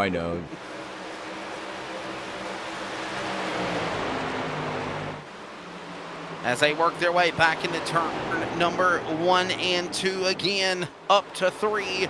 Once they get through the dog leg on the back straightaway, number 3 wide again, bonsai down below the bottom of the apron on the racetrack, and again, that's legal. You can do that. Mm-hmm. That's all legal. By the way, this is the old version of Phoenix. This is not the newer version where the start-finish line is actually in where the dog leg is. Correct. You know, Phoenix has been reversed, and the start-finish line is now at the dog leg. Correct. And iRacing has not. Oh, man, now he took out that cone again. Yeah, that's the second dangerous. time. Yeah, that's dangerous. No, iRacing has not updated the track yet, and I can't believe that they haven't done that. Yeah, no, we have not gotten no word yet from iRacing on the new layout. So I would imagine now that the championship race has ended with Chase Elliott winning, that will give iRacing time to go rescan it, and get it ready. Yeah. So I would see probably in the next build, I would imagine, or maybe 2 builds away, that we would see it next year before they go back to Phoenix again. Yeah, I was going to say they probably would have to back and rescan it, laser scan it again, because it's a totally different configuration than what it was. So. Yep, and then it takes a little bit. So in the 2021 season, they don't go to Phoenix for some time. So iRacing has time to get it right and get it scanned, and then get it into the game and ready for when they go to Phoenix Air. And yeah, I think they got 1 date next year. Got 1 date, and I think that's, like you said, the championship race. The race in November. Yeah. And I can't wait for Bristol. Dirt racing, baby. Yeah, Bristol on the dirt. Yes, sir. Should be a good one. Oh man, are you going to it? I will be there. Yes, sir. Yeah, it should be fun. That'll be a fun race. I'm going to talk to my wife, and I've been wanting to get tickets when they go on sale. So I'm thinking about, and I've always wanted to go to Bristol anyways, Wesley. It's one of my tracks that I have not seen, and I want to go so bad. I just want to go. Yeah, I want to go see it. Yeah, it's truly an experience. Definitely, if you've never been there before, it's no. I want to go down and one to put on that bucket list and watch. Yeah, I want to go down and go camping and watch the Xfinity trucks, and then just the whole weekend. Just you get a lot of funnel cakes there. And I won't make it to the track. I'll be too full and sick on funnel cakes. Yeah, the funnel cakes. They'll have them. Well, so we are about 10 laps away from halfway. And there is Torres out in front. He has been the man now that has finally been able to compete, if you will, with Garrett Maines. Garrett Maines has fell all the way back to 5th, along with also Howell, who has fell all the way back to 11th in truck 46. And those were at one time the drivers that were almost 10 laps ago at the top 2, and now they're all the way back mired in the top 5. And Torres and Critchley and Fulton are now having their opportunities to be up in the top 3. Yeah, and that has a lot to do with tires. We got to remember that they had about 20 lap difference on tires. So they're going to fall back, and the guys that just pitted on that stage, you can see now how huge tires make it. But we stay green. These guys that did not pit under stage, Wesley, they're going to have an extra set of tires compared to these guys. So that final pit stop, they're going to, as long as they stay on the lead lap, they're going to blow by these guys. They're sitting ducks for the rest of the race, unfortunately. That's right. There's nothing they can do. Got to do something here as we're about to come to the halfway point of the race. Here, the Phoenix Raceway coming up halfway here very shortly. Laps ticking away, under 7 remaining when they come to the line. And there you see Torres, the man out in front, the Bart man in the number 07 for the Simpsons. Taking it to him, taking him to the woodshed, if you will. And he is the man that is out in front. Torres, Critchley, Fulton. Let's talk about Curtis Critchley, the 5th truck. There you see him right there, the PMI. Pavement Marking LLC entry. He has moved up 14 positions in truck number 54, his B-Leaf PMI entry for number 54, up 14 positions. Also, Andrew Navarro, he's in 4th in the number 42. He is up positions in this race so far. He's not in sight. There he is. You see a little glimpse of him in the back. There you go. The Phantom Graphics entry, 42. And mind you, Robert, we still have another half of the race left to run here at Phoenix. That is true. Anything can happen. Oh! Navarro plows the wall. He'll save it, no caution, but you got to wonder how damaged 42 is now. Oh, he's hurt. Oh, he's got a problem. Oh, yeah. Look at the damage all over the side of that truck where he walloped hard. He put it in the fence on the front straightaway. Yeah, there goes the aerodynamics of that truck. Straightaway Wow. speed is gone. Turning speed is gone. And within another, I'd say, 10 laps, that thing is just going to plow every lap, and it won't get any better for him. It'll just keep on plowing. And he's not giving up, though. He's like, well, you're going to pass me. You're going to still have to work for it, guys.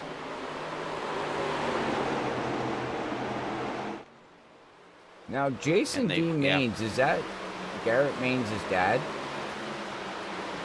Yes, it is. Yes, Jason Maines is his father, and he is out of the race. Yes. Okay. Yep. Truck number 2. Okay. And there, wow, man, them bonsai moves off that dog leg, that can literally almost set. We haven't seen it yet, but I have a feeling eventually somebody's going to slip and make the wrong move at the wrong time, and it's going to cause a pileup. Yeah. For sure. Yeah. Like you said, it's illegal. You can go down there. Do we recommend it? No.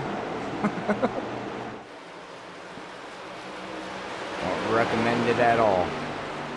As you can see, that 42 of Andrew, he's just falling like a rock now. There ain't nothing he can do. This Garrett Maines is going to get by him. The rest of that pack behind him should, yep, now he's getting way out of it. He knows. Good driving there, though, from him. I mean, he already knows that his truck is hurt. No point in battling nobody because you can't hold him back. Yeah. And there is just 15 trucks left on the racetrack. Jason Maines is the only truck that is out. And Pete Pellini is the man out of Sands, Michigan. He is off the racetrack, and he is just he's the race director tonight. He is not he's not racing. He is just race director right now. So yeah, closing in on halfway.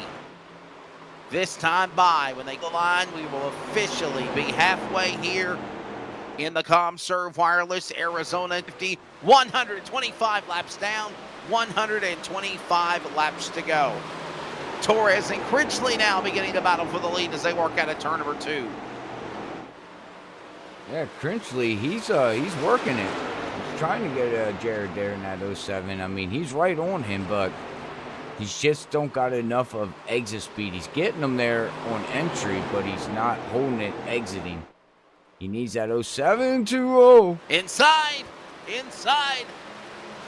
Got a wiggle there for a second. He's got to run. The Daytona winner goes to the lead in 54. Me and my big mouth. Critchley to the lead. Oh, drift up in front of Torres. That sounds like a Christmas song. Oh, driftily, oh, driftily. You're driftingly over the track. Sorry. Don't quit your day job. Right. Oh, me too. I can't sing either, so it's all right. It's all right. You wait, Feel it's Wesley. mutual. You haven't been with Freaky Fast on Christmas. Every broadcast I sing Christmas songs. So. Oh, really? Oh yeah.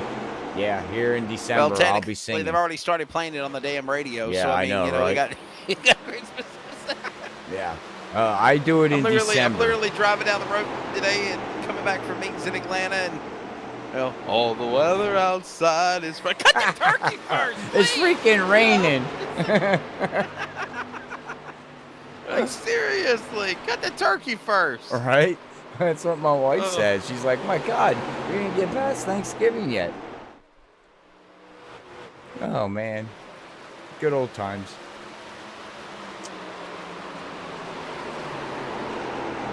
Oh. Anyhow, we are underway with the second half of the race. Critchley is the leader. We see now Mogard and Sacco battling for in 5th. Maines is right behind him. And we have 120 laps to go. Not over yet here at Phoenix. We'll step away, take commercial break, come back, and rock and roll for the second half of the ComServe Wireless Arizona 250 for the Swag PMI Truck Series. You're tuned in live on Freaky Fast and listening on CRN Sports at wearecrn.com. Back with more in a moment.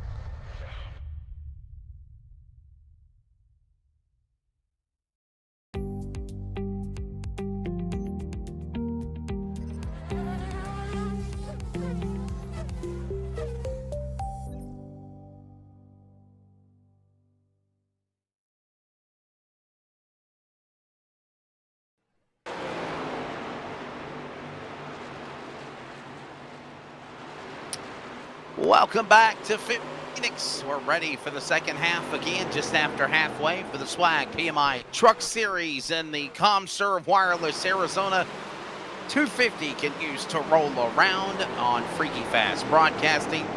I think I said Freaky Fast Frosties. I can go for I a am Wesley Frosty. Outland. Robert Boyer Jr. is in the house, and again, we are now seeing Bart Simpson's Truck 07 leading the way over Curtis Critchley, Derek Fulton, Jared Mogard, and Jason Main. Garrett Main's currently the top. 90 to go. Actually, 110 to go. My apologies. Yellow, yellow, yellow. Oh, we have a yellow. Oh, caution. This is not a stage caution. This is something wrong on the racetrack. That's all I can think. Looks like To find out what happened, Freaky Fast Broadcasting replay. Oh, Howell into Navarro. Oh, there you see it. oh, and he's trying to hang on to it, but yep, that thing That's is technically one of those bonsai moves we were talking about, remember? yep. We're waiting for it. Old tires versus new tires. As what's on the side of this truck? Steven 7? Is that what that says? I think it's 7 Seas Resorts is what it is. Oh, okay. 7 Seas Resorts, yeah. All right. Now, here we go. Pit road has opened up. Now we're going to find out what these guys do here. It all pitted on lap 102. We're on lap 143. So do they take tires? Who's take tires? Who don't take tires? I would imagine, Wesley, everybody's going to take tires. With about, all these laps left to go here, I would take tires. I would too. And that would leave everybody with one set for Garrett Mains that he should have 2 sets. So a lot of these trucks are going to have 1 set of tires left. Except for, I would believe, like I said, Garrett Mains, I believe, would have 1 set left. Somebody else, Matthew, I think, might have 1 set left.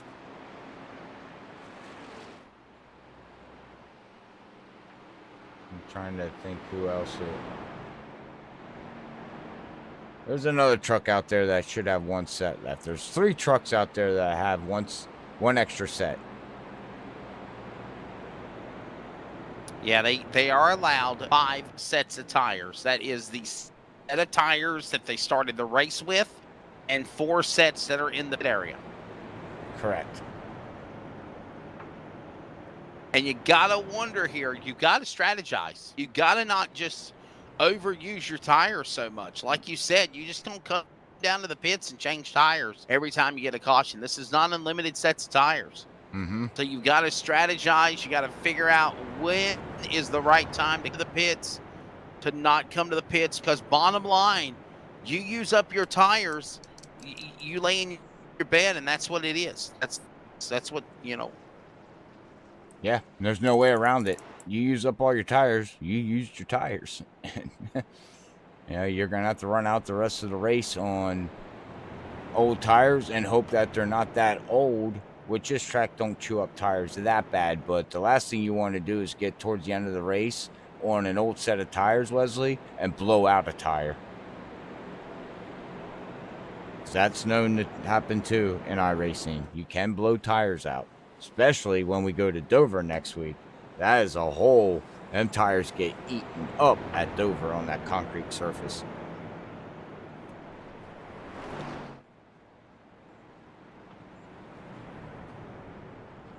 I've seen people blow tires out in iRacing, and it's like, hey, they're doing great. Boom, bam, into the wall. It's like, well, what happened? They're like, well, the truck didn't turn. Yeah, he went straight into the wall. Up, he's out. Yeah, more or less. And you got no tires to change, so you blew a tire. You're done. Race is over. That's right. Getting double file here, getting ready to go back green. 144 laps in the books, a 250 here with Swag Motorsports. Green, green, green. Wow, look at that jump. Wow, he's gone. Said, see ya, I don't want to be you. He know Garrett Means is coming. He's like, I got to get ahead as fast as I can.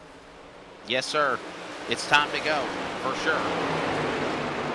Wow, look Time to make that move. Look at the battling back here with Garrett Means and all these trucks back here. They're left, right, all over each other, beating and banging, hitting.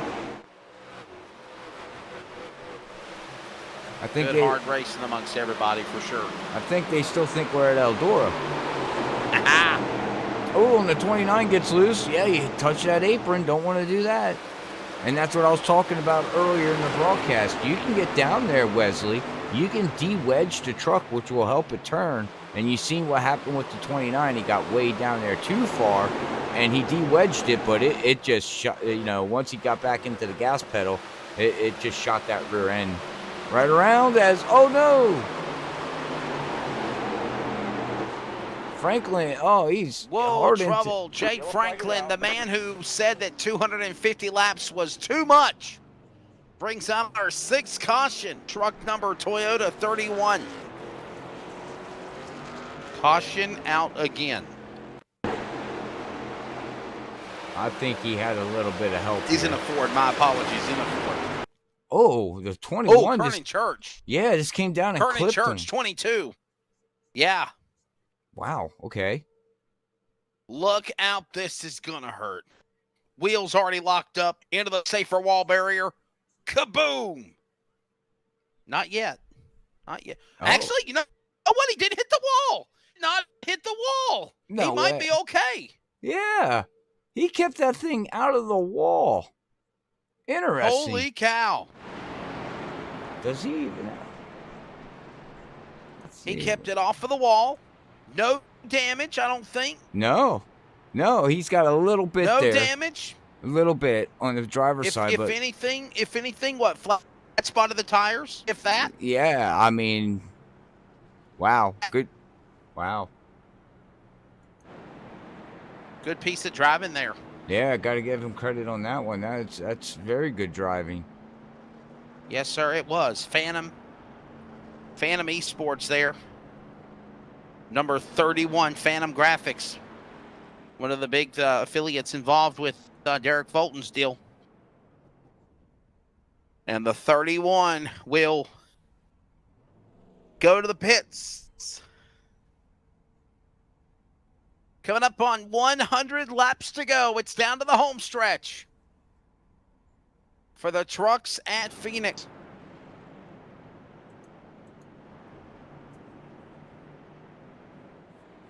Torres, Mogard, Maines, Fulton, Critchley. Your top 5. Under caution, back with more coverage from Phoenix in a moment. The Swag PMI Truck Series. When we were...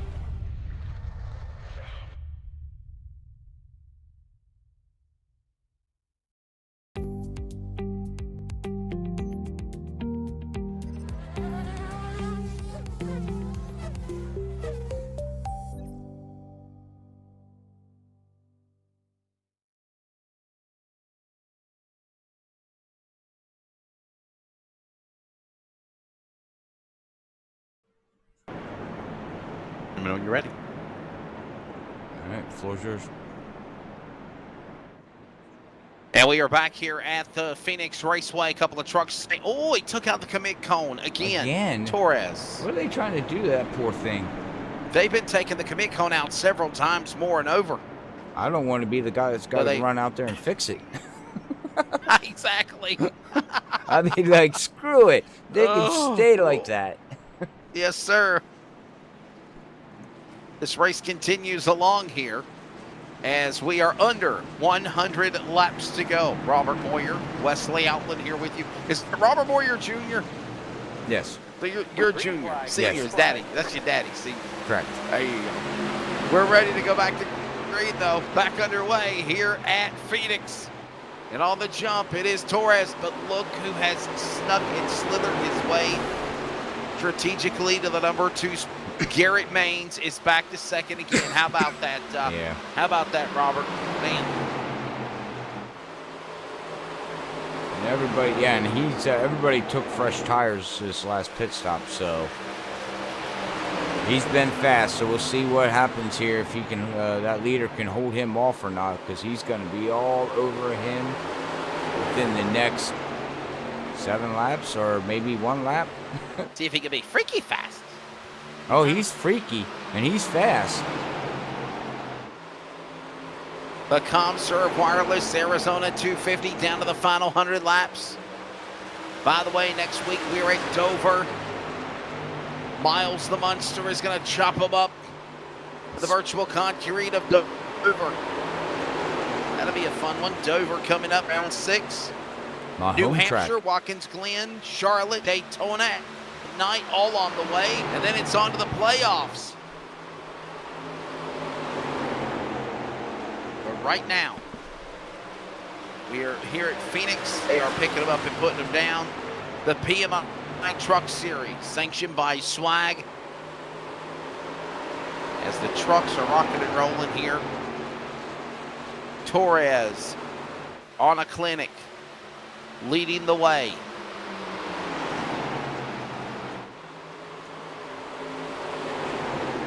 Garrett Maines is going to be looking, and he's wow, I don't know, man. His speeds are just crazy. Oh, look at Bart. Bart's on the back going, whoa, wait, stop, man. You're too fast. That's a good run going for him, the Bart man. Eat my shorts, man, slow down. Yeah, that's what his Bart is like. Whoa! Got his hands up. You know, Halloween was a couple of weeks ago, okay? Technically, it's time to change your paint job, buddy. See the skeleton? You see the little Halloween guy there on the side of the truck, okay? Yeah. We wish you a Merry Christmas. We Bah wish humbug. you a Merry How rude. Oh, like I said, cut the turkey first. Please, come on. Before we start All singing right. Christmas jingles and everything else, let's at least cut the turkey. Okay, gobble, gobble, gobble. Jingle bell, jingle all the way. Oh, much fun we had to. Oh, I know. We're just having too much fun up here, ladies and gentlemen.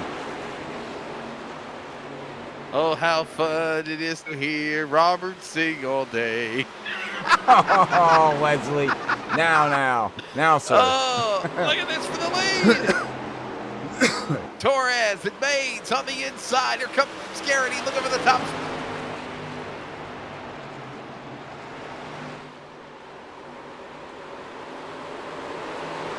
Well, he had a run. I was going to say, he had it, but Here comes Fulton. yeah. We got a 3-way battle here. 159 laps in the books. Getting ready to start or complete 160 or 159. Yes, sir. But Garrett Maines is all over that 07 there of Jared. Jared H. Go H. And by the way, the Phantom Graphics team are right now first and third, but here comes Maines for Elliott Sadler Esports, trying to pick him up and put him down. Maines on the inside, looking for the lead. Woo, up the racetrack. Will he get him on the run? On the bottom in a 1 and 2. There he is. He's got him. I was gonna say that bottom line he should have it. Yep, he's gonna push him up. Yep, he just overdrove that turn. And look at that. First to third within a half a lap. That's right.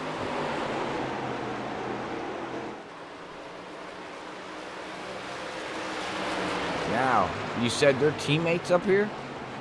Yes, well, they have Phantom Graphics, Phantom Esports, same wrap jobs on their trucks, the number 7 and the 07, Fulton and Torres, yeah. Okay.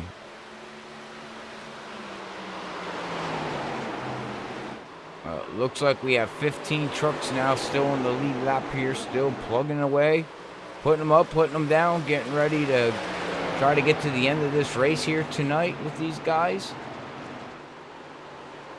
And we're looking green flag, so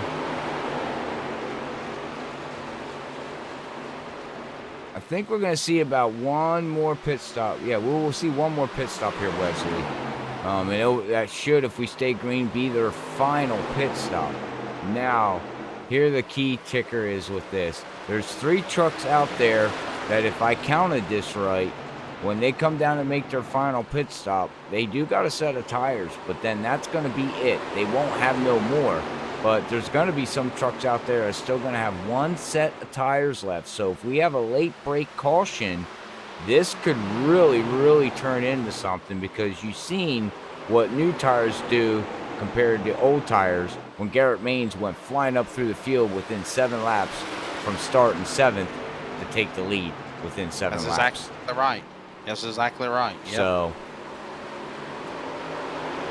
hopefully we don't bring out the freaky fast curse and have a late break caution. I know that's what they're saying. the freaky fast curse. That's what you call it. The freaky fast curse. Yeah, it's the curse. Freaky fast curse. Don't bring out the freaky fast curse and cause a late race caution. I'm ready to just see this one come to the finish. This has been a long one here. Yeah.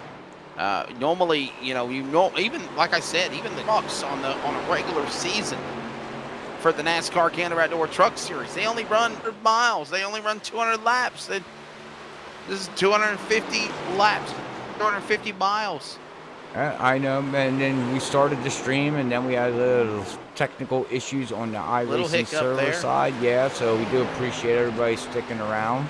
And yes, like Wesley said, normally people in leagues run no more than 150, maybe 160 laps, and that's about it. That's about what your normal race lengths are. About 2 hours worth of racing. Leagues that run it, but these guys picked 250 laps here tonight, and that's what they're running, and that's what we're calling. Well, the series itself either does 250 miles or 50 laps. I think the ruling is if it's under a mile, it's 250 laps. If it's over a mile, it's 250 miles. Okay. So that's the equivalent of it. Plus, if you remember, we only ran heat races and a 100-lap race on the dirt last week at Eldor. Right. Very true. Very true. So, yeah, I mean, if anybody's looking for, Thursday Night League and want to check these guys out, you can go over to the iRacing's League portal page and check them out. Just put SWAG, and you'll be finding them, apply for them, and one of the admins or director will point you in the right direction where to go to join. In Freaky Fast Broadcasting, you guys have a pretty busy schedule. What all do you have on your broadcast calendar every week? Well, Friday nights are off here at Freaky Fast. That is wifey night that we like to call. We spend. That's right. You're going out. You're going out, and you're getting funnel cakes tomorrow night. No, I think actually I'm going to skip that, Wesley. I'm going out to a buffet and having a nice salad and a steak. That's what I'm having. Taking the wife out and the grandson. We're going out to dinner with some friends, co-worker. So we don't broadcast on Friday nights. Friday nights is a no-no. That's wifey night, and we do things with the family that night. Then Saturday night, if anybody is not busy, at 8:45, we with World Series of Sim Racing League as they are in their playoffs. They Yeah, already playoffs? Yeah, playoffs. Yep, we're doing Playoffs? playoffs. Don't talk about playoffs. So we're live with them at 8:45. A lot of talent drivers out there on that night. So if you really want to go check out a league, they're really, really good. They're all good that we broadcast, but it's a good league. And then Sunday night is a good league. We are with Sim Racing Unleashed as they're in their playoffs. I didn't say it, Wesley, but they're in their playoffs. Playoffs? Yeah, playoffs. So we're live with them at 7:50. They run the Cups. Saturday night runs the Cup cars. And then Monday night we were with Evolution Racing League. Sanctioned. They're a league, but they got 3 leagues. Well, 2 leagues in one. So basically, it's called Evolution Racing League, but they're got scattered out inside the league. But we race there on Tuesday nights. Truck Series go live at 7:50 with their Truck Series that they got at 7:50. We started their season opener actually last Monday night with them guys. Then Tuesday night at Freaky Fest at 7:20 and 9:20 we have a double header with RSR Racing League, not known as Real Sim Racing League, but RSR Racing League. We have at 7:20 their ARCA cars. Really short races, 50, 60 laps, stent run. It's really fun to watch them race the ARCA cars out there. And then at 9:20, we get ready for their Prime Series Cup cars as they got 2 more weeks left to go, Wesley, and we crown a championship next week. But this week, there's 8 drivers battling for 4 positions to go into Miami Homestead in 2 weeks to crown a championship. And they're also going to walk away with $100 in prize. And the overall champion that finishes outside the playoffs, whoever is in 16th position, is battling for $100. So we're live with them at 9:20. So that is our schedule, Wesley. We are full. We're booked. And then Thursday night, you're right back here again. Yep, and then we're back with this here with Swag. So we have no time. We are booked. We are booked, and I do appreciate all the leagues that have reached out to Freaky Fast. I do say thank you to all of them. I get blown up day in and day out for leagues, and I unfortunately got to turn you down. I don't like it, but you know, I only have. Man, come let me work for you. Let me work for you. Do my race.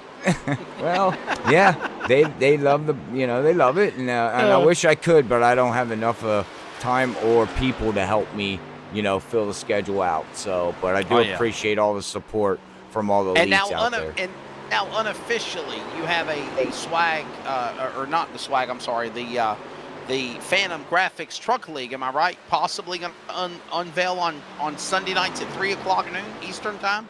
Yes, that is in the works as of right now. We'll get final detail this week, and if everything pans out, we get it all done, which is with Derek Foltz out here on the track. Once we get all that detail, we'll be live with the doubleheader then on Sunday at 3:00 and then at 7:50. There you go. So we're busy. We all busy. Sounds like it. Sounds like you got a lot of stuff going on, buddy. And of course, everybody needs to just check out. Everybody just check out what they got going on. Of course, Phantom Graphics and Phantom Esports, all the people that are involved in it. And while we continue to watch Garrett Maines again do this betting performance out in front again. Yeah, he has checked out to a 1.6 lead over the whole field right now. Now we are on lap 180 of 250. Man, that's going to mess me up saying 250. I always say 250. I don't know why. 250. I'll buy it for 250, and that's it. That's all you get. 250. I'm just wondering when these guys are going to make that final pit stop. You're going to have some trucks out here, Wesley. I do believe the best strategy is try to get to the point where you can make it on fuel and do the undercut and try to leapfrog these front runners of, Maines and Jared and all these guys that are running at least in the top 5 because they've been fast all night, the top 5.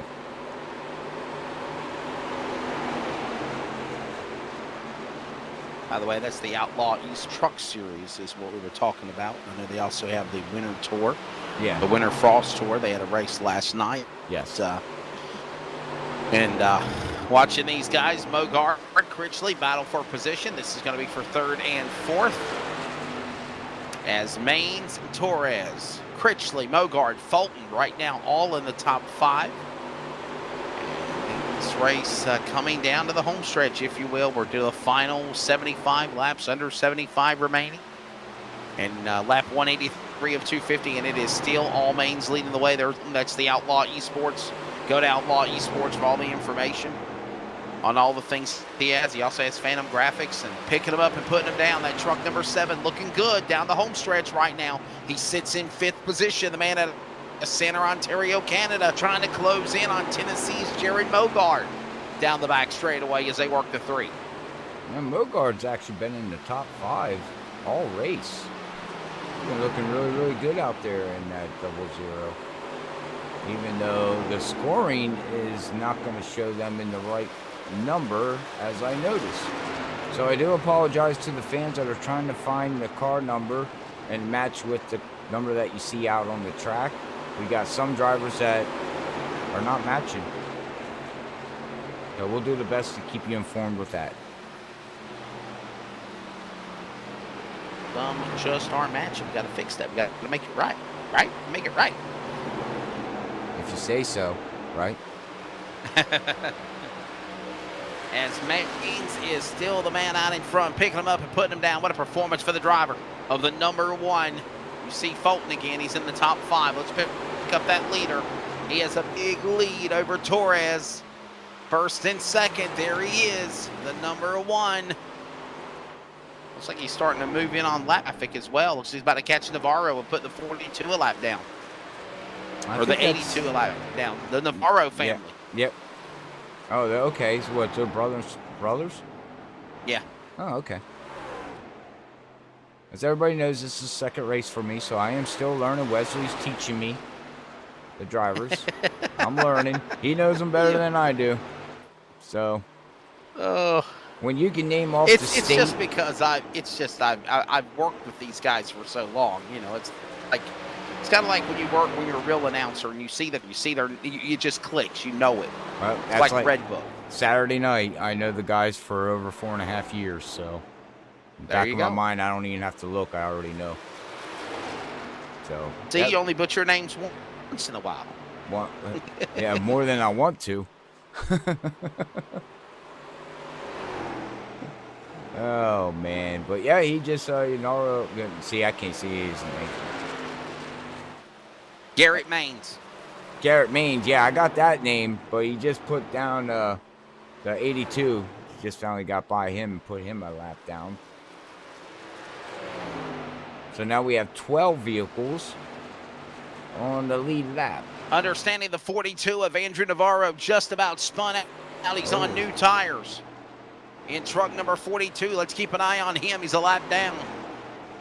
Just about spun out on brand new tires. Even though you get new tires, you got to work them in. You got to get a couple of laps under your belt before you can start using them really good. Yeah. Robert. Yeah, with these version 7 tires that we have in iRacing, and this is in Cup cars, Xfinity, or trucks, you need about 5 laps to get these things up to pressure, get them warm, and then you can really set sail for about 10 to 15 laps. And then after that, the tires normally... like I said earlier in the broadcast, Wesley, they plateau. I mean, you can only go so fast for so long, and then all of a sudden, you run the same constant speed lap after lap, but the tires you just don't got no more. We call it plateauing. They just give up, you know. And that's where you see a lot of racing where it just gets single file, and you get racing going on out there at any track on iRacing. It's follow the leader. If that leader runs that line, you fall right with them. Unless that truck or vehicle can mess up in front of you and you take advantage of it, it's all about making pit stops, and it's all about with the tire limit now. It's all about saving the tires. As there's certain tracks out there that you can take it easy with your tires and make up more ground longer in the run, because you got other guys that beat the crap out of their tires with the first 20 laps, if you know what I'm trying to say there, sir. That's exactly right. I mean, that's just And the we way are approaching the final 50 lap, Yep. coming up here on lap 200. That's right. So with that being said, we are going to quick run to a commercial break, and when we come back, we will finish off this race to lap 250 here with these gentlemen here at Phoenix International Speedway, or known as ISM, which they changed it back to Phoenix International Speedway. But we will be right back. Stay tuned for the ending of tonight's race.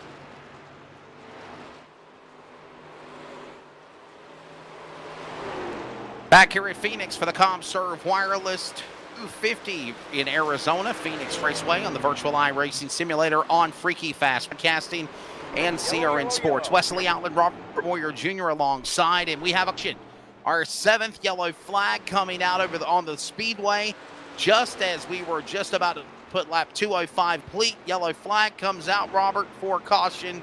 Again, we'll find out here on the Freaky Fast Broadcasting replay of what happened. Whoa! Oh. Navarro up and over on his side into Kernan Church in 22. Wow. And he went for a tumble.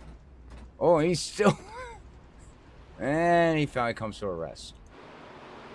Wow. He hit that wall hard there, Wesley. Hard. What a tough break there for Navarro. Yeah, huge tough break. And there goes Andrew Navarro, and here comes the cavalry on pit road. This could possibly be the money stop right here. Yeah, I do believe, if we don't have another caution here finishing out the next 40 laps, they'll be pretty good on fuel, I do believe. With the caution flags that they're going to say fuel, running under pace speed. So 40 laps to go. They should be able to make it on fuel. It's about, what do we do here on tires? Yep, everybody's going to take four Goodyear tires. Fill it up with Sunoco fuel. Yep. And track bar, wedge. Yep. Tear off the windshield and clean the grill. Go back at it, boys. Yes, sir. Now, here the funny thing is Funny thing is, Wesley, some of these trucks like Garrett Maines, I'm not sure, Matt Lee, I'm not sure exactly who, but I do know there's some trucks out here do no longer have tires. So if we get a 20-lap stint run here and a yellow would happen to come out, guys that have they're that sitting ducks. Yeah, extra set, come in, and they're done. Even if there's 10 laps to go, it's going to be hard for them to hold off, because you've seen what happened to Garrett Maines when he just came in under one of those yellows and just took fuel. He didn't take tires, and he fell all the way back to like 7th, almost to 10th position until that caution flag came out. So even him dominating and being pretty fast out here shows he still needs the tires underneath that vehicle to go them speeds. Yes, sir. Sure, certainly does. I thought you were going to say certainly. Certainly does. And I will tell you this as well. They need now. I don't know what the rules are for this series, but I have done other esports races where you can change yours, but you have to use the same 4 sets that you've had. You can put on a previous set of tires, but you cannot put on a brand new set of tires. On iRacing? So, yeah. Really? I don't think that's. You don't think so? No, okay, maybe not. Yeah, I don't think honestly, but I don't think so. I will find out that somebody that actually would know that question, but I don't think you can do that. Now, I do know that when iRacing put in the tire strategy thing with limited tires, you weren't allowed to just take left side tires and keep the right sides that you had in your pits. It would, if you took tires to the left, it would take away a set of your tires completely all the way around the board. Well, in one of their updates, they changed that where now you can come in and take left side tires, and say some of these guys did that, and at the end of the race, say a caution does come out, they might still have 2 tires left. It's a set, that's right, but it's only left. You can only put it on not left or right. You can't choose, but it's either left or right, but it's still 2 tires that you can throw on that truck. That might have been what I was referring to, but nonetheless, here they come. It's a 40 laps to go. Green back in the air here at Phoenix. Lap 211 of 250. And on the jump again, it's in Virginia's Garrett Maines for Elliott Sadler Esports. The Smithfield Foods Toyota pulling away from the field. Maines, Lee, Mogard, Torres, Fulton, top 5. The cavalry roars to 3. Look at Matthew Lee. Where in the world did he come from? Yeah. Wow. Okay, good job, He's up man. there. The man out of Clinton, Maine for Swag Esports. He's up there in that number 04 to the number 2 position. Bogard now battles on the outside of this for that spot. This is for 3rd and 4th. Open on the outside looking in. Yeah, we got a hard battle. And right now, from what I've seen all race long, that top line is where you want to be. That low line is not the preferred line. Maybe in 1 and 2, but 3 and 4 definitely not. You can carry so much more momentum on that high side coming through 3 and 4 there, Wesley. Back into the corner, up to 3, through the dog leg, out of turn 4 to the straightaway. Remember, this is not the newly configured Phoenix Raceway that you saw for the NASCAR Championship weekend last weekend.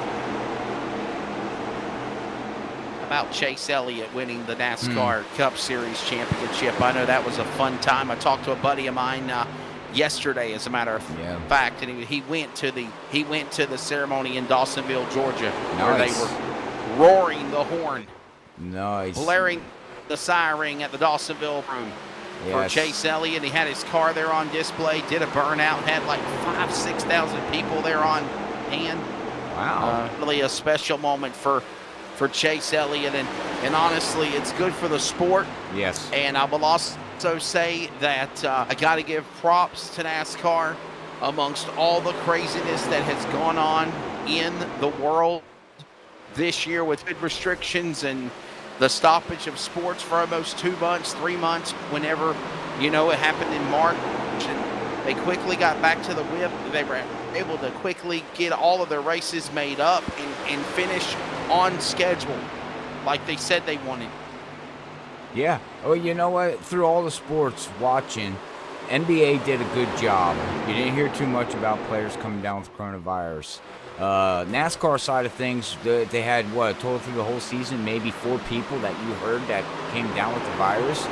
So something like what that. they did, I give high hats off to NASCAR. They really did a great job. The way they had brought the sport back, the way they did, no more practicing, no more qualifying, and I think it worked. I mean, they did one well of a job. They kept everybody safe, everybody. Yeah. So props to NASCAR and the sanction of NASCAR straight across the board. Xfinity, trucks, dirt, all them World of Outlaws, they did one well of a job. They certainly did. And again, as we watch this battle now, here comes Bogard. He's trying to size up Torres. He'll clear Torres for that spot, put him to 3rd, and now he'll try to go after Matt Lee. And the thing is, you don't want Maines to get out of your sights, but Garrett Maines also does not need to use up his tire. Yeah, and that's key, because you don't know if another yellow comes out here. Man, I'm telling you, if another caution comes out, my heart would sink to the floor if I was Maines, because I'd be like, oh man, that's not what I wanted to see. And these guys are battling back here, so one little slip up there, Wesley, one little slip up or neck code could do it. That's exactly right, as we watch them work their way back around into turn number 3, through the dog leg, back into 3, side. There's Fulton. Outlaw Esports, Phantom Graphics, number 7. Another teammate of his is Torres. They're right there with one another in 4th and 5th. Sacco, how about Nicholas Sacco, the Swag 29 truck, Bushkill, Pennsylvania. He's now got back up there in the 6th position. Pineville, North Carolina's Brandon Gagnon. Studio Displays, Swag number 83, has now moved up into the number 7 position. Critchley in the 5th has moved to 8th, and another Swag driver of Kendall in 68 now in the top 9. And another Swag driver with Howell in the top 10. So here comes some of these Swag drivers starting to try to make a run, if you will, for the rest of the pack. That is correct. I like to know, you say, where is the 20? Nicholas, where's he from? The 29 of Nicholas Sacco is from Bushkill, Pennsylvania. Pennsylvania? Yes, Bushkill, Pennsylvania. Bushkill. I'm from Penn. I never heard of that. I'd have to look that up. I don't Yeah. know where that's at. Bushkill, Pennsylvania. That's where he is from. I'm gonna look it up because I want to know where it's at. I got a funny feeling it sounds like it's out by Pittsburgh. So From one Pennsylvanian to another, right from the Keystone State. that's right. That's right. I don't mind if he's not too far away. Hey, we can meet up. We'll have lunch. Do you ever make it up this way, Wesley, to Pennsylvania? Oh yeah, I do a couple of times. I've been up to let's see here. This year I was at Mercer earlier in the year. Okay. I also went up to oh my goodness, I can't remember where I was at. It's Erie, Pennsylvania. Okay. You know where Erie is? Erie Speedway. Yep. So yeah. Yep. I'm all the way towards Philadelphia, so that's all the way across the state. There you go. But I know I've been up there. I am locally. I'm about an hour and a half away from Williamton, the dirt track. Williams Grove. Yes. Williams Grove, Pennsylvania. Yep. Williams Grove Speedway. Yep. Yeah. I'm an hour and a half away from that. So go and see some dirt racing there. There you go. By the way, 25 laps to go. We're down to the home stretch. 25 laps remaining. 2:25 in. 25 to go. And it is still Garrett Maines out in front. Matthew Lee, there you see him. Matt Lee from Clinton, Maine, all the way up north. I gotta give Lee credit there. I mean, he didn't talk about him all night, and now here we are with 24 laps to go, and he's up to second position. Second from starting. Oh, he's up 13 position. He's the biggest mover of the race. A good run for him right there as well. Doing a Yeah. phenomenal job. And truck number 04 just kind of lying in the weeds, if you will, ready to make that move. He sits in second. Nice. This guy, what sponsor on there? A ComServe? Tonight's proud sponsor. ComServe Wireless. Yeah. Yes. ComServe Wireless, 27 locations. Also studio displays on the front of the hood. And the swag number 04 to Clinton, Maine. ComServe Wireless, 27 locations between Virginia, Maryland, and Pennsylvania. They are a Verizon dealer. And I have some news coming for that, Wesley. Down the road, can't say it now, but we have some special things coming that from I talked to today from one of the league owners, I guess, Billy. We got some stuff coming up about Verizon. Awesome. I just gotta wait for that okay word. Okay, talk about it word. Got to wait for the all clear, so to right. speak, to be able to mention it here. Don't forget to hit that like, follow, and subscribe button here if it's just your first time here at Freaky Fast Broadcasting. If this is not your first time here, you can hit that share on YouTube and Facebook to your friends, family, any social media platform that you would like, and show them who you root for, or what do you like to watch, or you just enjoy NASCAR racing in general. Yes, sir. As the laps continue to tick away, 20 to go, 231 complete. And let's pick hands. He is way out in front behind Lee, or in front of Lee. There he is, 1.5 seconds, the interval. There it is.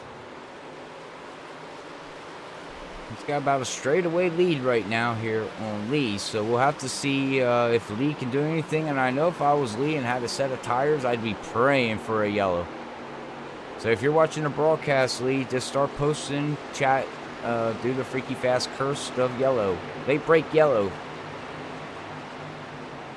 Comfortably out in front. Do the boogity boogity boogity. Let's go racing, boys. Haven't heard that in a long time. I do miss Darrell Waltrip. One of my favorite drivers. Clint Boyer in the booth this year. Next year, actually. Oh, yeah, Be for pretty cool. Fox or NBC? For Fox. Fox, cool. Yeah. Nice. Nice. So what? Him and Jeff Gordon are going to be in the booth. The ones Him, that Jeff didn't- Gordon, and Mike Joy. Yeah. That's going to be a good crew there. I must admit, especially with Clint Boyer's sense of humor. Oh my God. And I think NASCAR needs that too for TV. Some funny, some laughing, some not so serious all the time. You know, pull people in to sit and watch and listen. You know. Yes, Clint Boyer, I know him personally. His personality, his spunk, his energy, just his demeanor is Right. going to be fun for the Broads booth, I believe. I for agree. Sure. I agree. And Jeff We're Gordon's down to good 15 too. to go down the straightaway when they come back around. Ready to bring this one to the finish. Live on Freaky Fast Broadcasting and CRN's coverage of the PMI Truck Series, the sanctioned by the Simulation World Auto Group SWAT Esports. And 15 to go. It is Garrett Maines out in front. Matthew Lee in second. Mogard third. There's that pack of traffic we were talking about as they work their way. That's this for fourth and fifth. It's in Fulton. Now, I don't know if you heard, Wesley. I heard through the grapevine that Fox and iRacing and esports are going to have NASCAR drivers coming back over the winter season, and they're going to be doing something. Yes, they will. The NASCAR Pro Invitational Series will be returning during the winter months. I'm telling you. I can't wait. That's going to be awesome to watch. I'm telling you, what esports or what iRacing has done during this pandemic with the downtime, what NASCAR did, what everybody has done, what World of Outlaws, Lucas Oil, and everything else that's all involved in the world of esports, even before they jump forward. It has put esports on the map as a foundation of motorsports. Yes. People are going to be, and I say this wholeheartedly, more people will be getting involved in world of racing because of esports. Yes. I agree. I agree 100% there. You know, we seen what had happened there when we, like you said, shut down for 3 months, and Fox covered NASCAR with iRacing with real drivers in. It blew up big. I mean, it just went ballistically crazy. And that's awesome because we're pulling people in that some people might look at this as a game. I say it before, as a game, and some people look at it as a sim. It's okay to look at it as a game. Some people just enjoy racing and don't take it that serious. But then you got the other ones like a Garrett Maines and these drivers out here. They look at this as a sim, and their goal is to go somewhere and get an exposure out there more and more the way LSR TV, Freaky Fast, all the other ones. Look at Ty Majeski. I mean, example. Look at Ty Majeski. Yes. And what he's done. Yes. From iRacing to now be a big NASCAR racer, iRacing champion, a champion of super late models. I know I'll be seeing him at the Snowball Derby. As by the way, we're under 10 laps to go this time, Bob, when they come to the line, 9 remaining. I see guys like Garrett Maines, Ray Fowler, and others doing the same thing. Yes. Nick Ottinger, look what he did, winning the Coca-Cola NASCAR championship the same way. Yep. So look where William Byron's came from. William Byron, he done some iRacing as well. You're exactly right. Yep. I mean, he worked his way up through iRacing, and now look at he's got a ride with the 24 car. I mean, come on. And then you got Dale Jr. getting involved with iRacing as a director or whatever he signed on with them. So, got a nice position. Yep. Yeah, I mean, huge. So there's anybody out there looking, make sure you go check out iRacing.com because it's got everything that you would want, any kind of racing, any kind of vehicle except for drag racing. Other than that, or motorboat racing. Other than that, I mean, you got it. Dirt, late models, you know, whatever. whatever they have, road racing, endurance racing. Oh my God, I could sit here all night, Wesley, and just tell them everything that they have. Garrett Maines out in front. The interval is now almost 3 seconds to Matt Lee. There you see the man in second. There's the leader. And he's got lap traffic in front of him as well with Navarro. A 3-second interval almost with laps to go. He won.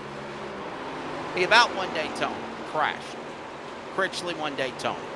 He won Atlanta, Rockingham, Eldor. And now he is about to win here at Phoenix. If something doesn't happen to truck number 1, 4 wins in a row in the last 5 races. To the line, 5 to go here at Phoenix, and Maines is in his own world.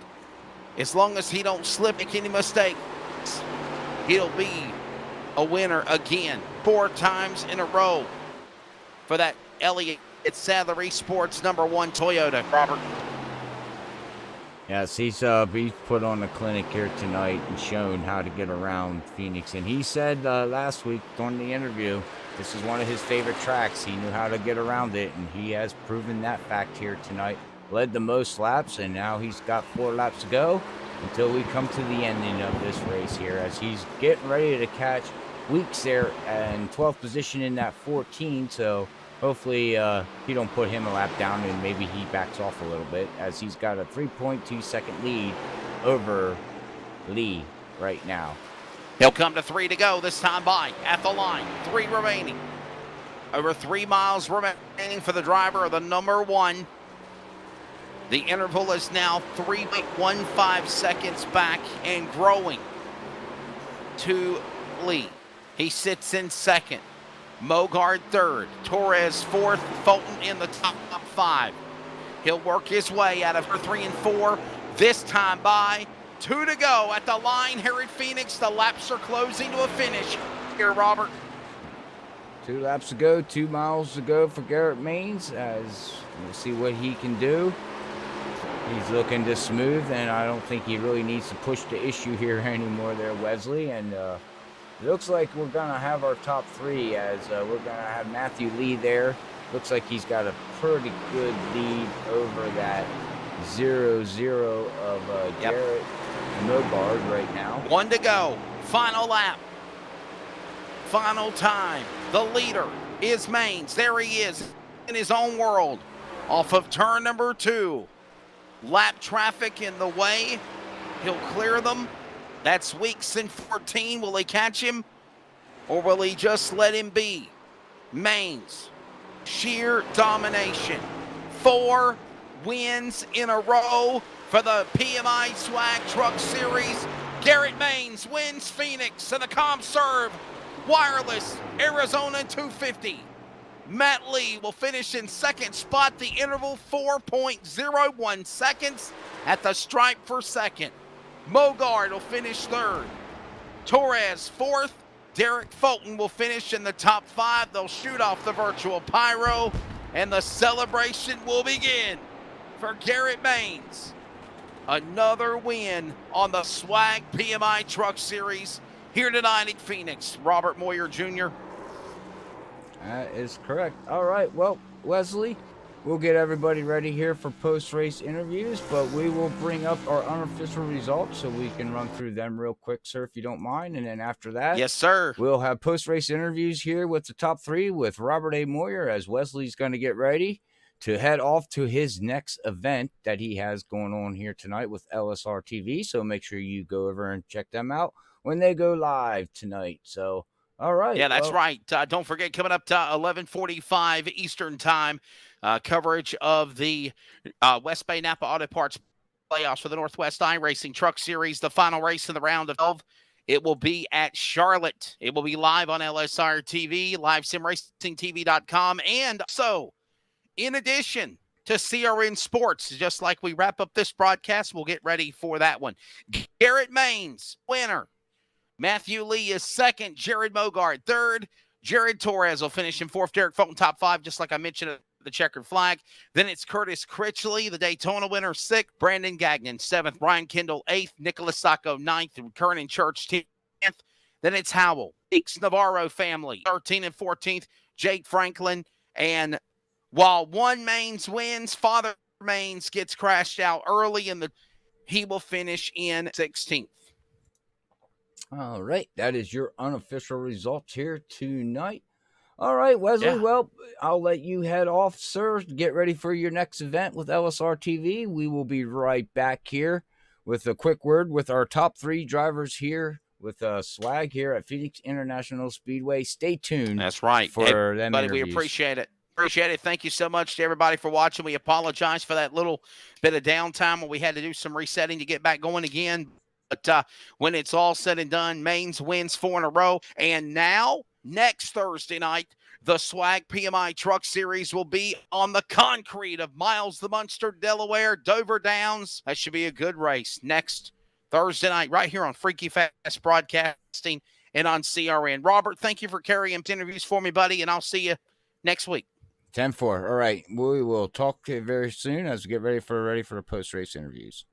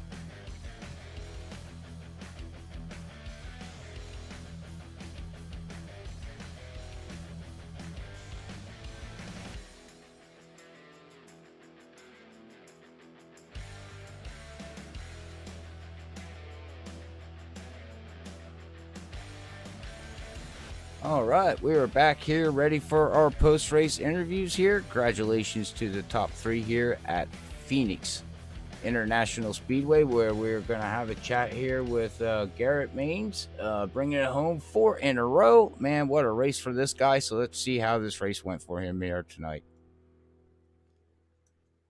Garrett, Robert up in the booth. You got a copy, bud? Yes, sir. Man, oh man. Well, come into Phoenix, man. We talked to you last week. You said that you liked Phoenix and you felt very good about it. But man, 4 in a row, man. I don't know, man. I don't know if anybody's going to have anything for you this season. Right now, everything seems to be clicking. But how was the race out there for you tonight? And how did the tire strategies work out there for you? Yeah, I kind of felt like that all fell into place. I was hoping on that. We had the caution on, I guess it was lap 90 or somewhere in that range, 85. Yeah. And I didn't want to pit, but it was the only thing I could do for stage points. And I knew I had the pace if it went green to catch back up. I was actually disappointed to see the yellow that came out about halfway. I figured that. I was starting to reel them in. But I was trying to like save tires on that short stint because, I mean, everybody's like poking around because they got old tires. So I was like, I'll just match the pace. And Peyton wasn't on the same page. He wanted to win the stage, so I had to push there. Mm-hmm. Yeah, I seen you fall back there, and I knew what happened was because you went in and made a pit stop with everybody, and you just took a splash of fuel to equal the same amount of fuel that everybody else had, and you kept a set of tires in there. And yeah, you fell back, but like you said, you were starting to catch them here and there slowly but surely. Yeah, we were definitely clicking back into the game, but I don't know. I mean, in the end, it all worked out. I mean, the strategy, no matter what, unless it, went completely green, Right. it was pretty much a no question that was the way to go. But I think it would have been a lot more fun to go green. But either way, I mean, it was a lot of fun. We had some really good green flag runs there. And, Yeah. it was definitely good battling with some of those guys. Most definitely, man. And you bounce back, you brought it home, and you make it 4 in a row. Okay, you had the hat trick last week. You made 4 in a row. Now we head off to Dover next week. Concrete, Mile, Monster might try to eat some drivers up. How do you feel about going into that? And can you make it 5 in a row, man? I'm pretty good at Dover. It's not Phoenix for me, but I think Dover is a fun track. It's going to be a little bit of survival, tire strategy, etc. Just with the way that track is, and so abrasive. So if you make a mistake on strategy, I can tell you I won't be making the call I did tonight, because you are going to go straight to the back. Oh, most definitely. But I'll be curious to see how it all plays out. I know we got a good group of guys here that's definitely capable of keeping it green, and they've showed that all season. So. Yeah, and the key going to Dover is to save your tires, because that place will eat them up and spit them out before you know it. And if you get a long green flag run, Dover is known to blow tires. That right front tire can blow if you work it too hard and, don't get into the pit roads. So there's a lot of strategy that can happen there, next week. So we're looking forward to seeing what you can do next week, and hopefully you can bring home number 5 in a row and maybe just keep this streak going for the rest of the season. Who knows, right, man? That's a goal for sure. Definitely like to do that. And by the way, when you were talking about blowing tires, last time I was there, I blew 2 right rears. See? All right rears. Oh. Yeah, right rears. But that was an open. But definitely an interesting track. It's the first time I've actually ever done that, so that just tells you how hard it is on tires. Yeah, I've seen it multiple times. That place eats them up and spits them out. And, after a fuel run, I don't know where the stages are going to fall next week, but after a fuel run, I had people report back to me that they had 5% left on their front tires, and I'm like, what? It's quite easy to do that. Yeah, so, but all right, well, again, congratulations, man, there, and that Smithfield Toyota, fan of Toyota, so thank you for bringing that victory home again for me. That makes me happy. But who do you want to give a final shout out before you pack your stuff up here and you get ready to head to Dover International? Yeah, definitely got to thank Smithfield, 101 CBD, SimSeat, Strickland Hardy, all the guys at Elliott Sadler Esports, and Richmond Raceway for all their support. Hopefully we can continue the streak. that'd be pretty cool. Well, starting next week, I got a funny feeling you're going to have a bounty on you, bud. It's not the first time in this league. And it ain't going to be the last, right? It was pretty cool last time, though. It was There you go. a lot of friendly competition. It definitely added a new There you go. element. $100 for Rec Mains. Oh, I'm pretty sure the rules need to state that Garrett Mains cannot be wrecked for it and must finish on the lead lap. Oh, well. I think that needs to be the requirements here. Now we got a rules page. How to beat Garrett Mains. But all right, man. Congratulations, and we'll catch you next week, sir. Appreciate it. Have a good one. You too, bud. All right, that was your race winner. 5 in a row, guys. 5 in a row. Garrett Mains, man. He does know how to put them up and put them down and get around the track. And we head off to Dover next week, and we'll see if anybody has anything left for him. But all right, well, let's bring up our 3rd place finisher here. Jarrett Mogard is going to bring it home in 3rd here. So we will bring him up and see how his race went.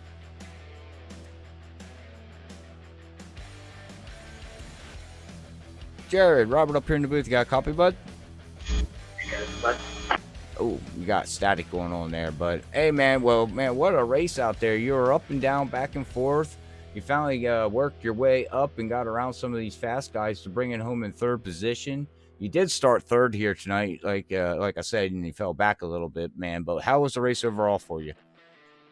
Yeah, it was a pretty good race there. I don't know. It was a good race, long race, and just happened to get a top 5 finish or get a top 3 finish after a couple disappointing races. Yeah, it feels good to get up there, right, man? Good bounce back, man. But it was fun to see you out there. You went up and down. Do you think you had anything there for Lee there at 2nd place, or did you finally figure out, towards the end there that you just didn't have the tires left to catch him? I kind of was thinking he was going to fall off the pace there a little bit toward the end, but he really didn't. So with about 10 to go, we kind of just settled in for third. Kind of figured that's where we were going to ride. So thought I was going to get second there, but we just didn't get a good restart on that final one, and ended up third. 10-4. All right. Well, my last question to you is did you have a set of tires left if we would have got a late break yellow there? I have one set left, so I was kind of hoping for one with about 15, 20 to go, but we never got them. That's what I was figuring. I was telling Wesley that. I said, these guys won about 20 laps into that after that last pit stop with 40 laps to go. They see a yellow around 20 laps to go. They are setting in gold. But unfortunately, it did not happen for you there, but you still bring it home third position, man. Congratulations again on that from Freaky Fast. Does anybody want to give a shout out before we get ready to head off to Dover next week? Thank you. I just want to thank Bennett at Race Central, iBuyPower Computers, Flash and Go Graphics, Twitchy Race Reports, and all the boys on Maxed Out Sim Racing Network. Thank you for doing the broadcast, and Matt and all the guys for putting on the lead. See you next week. All right, we'll see you at Dover, bud, and hopefully you're bringing it home in the podium again. But until then, have a great week. Thank you. Appreciate it. Thank you. All right, that is Jared Mogard bringing it home in third position. Congratulations to him. But all right, well, let's bring up Matthew Lee, bringing it home here in second position. And what heck of a run this gentleman had here. Up 13 positions, bringing it home second. Man, Matt, oh, wow, you already joined me in the booth. All right, hey, Matt, how you doing there, sir? Doing pretty good. That's fun.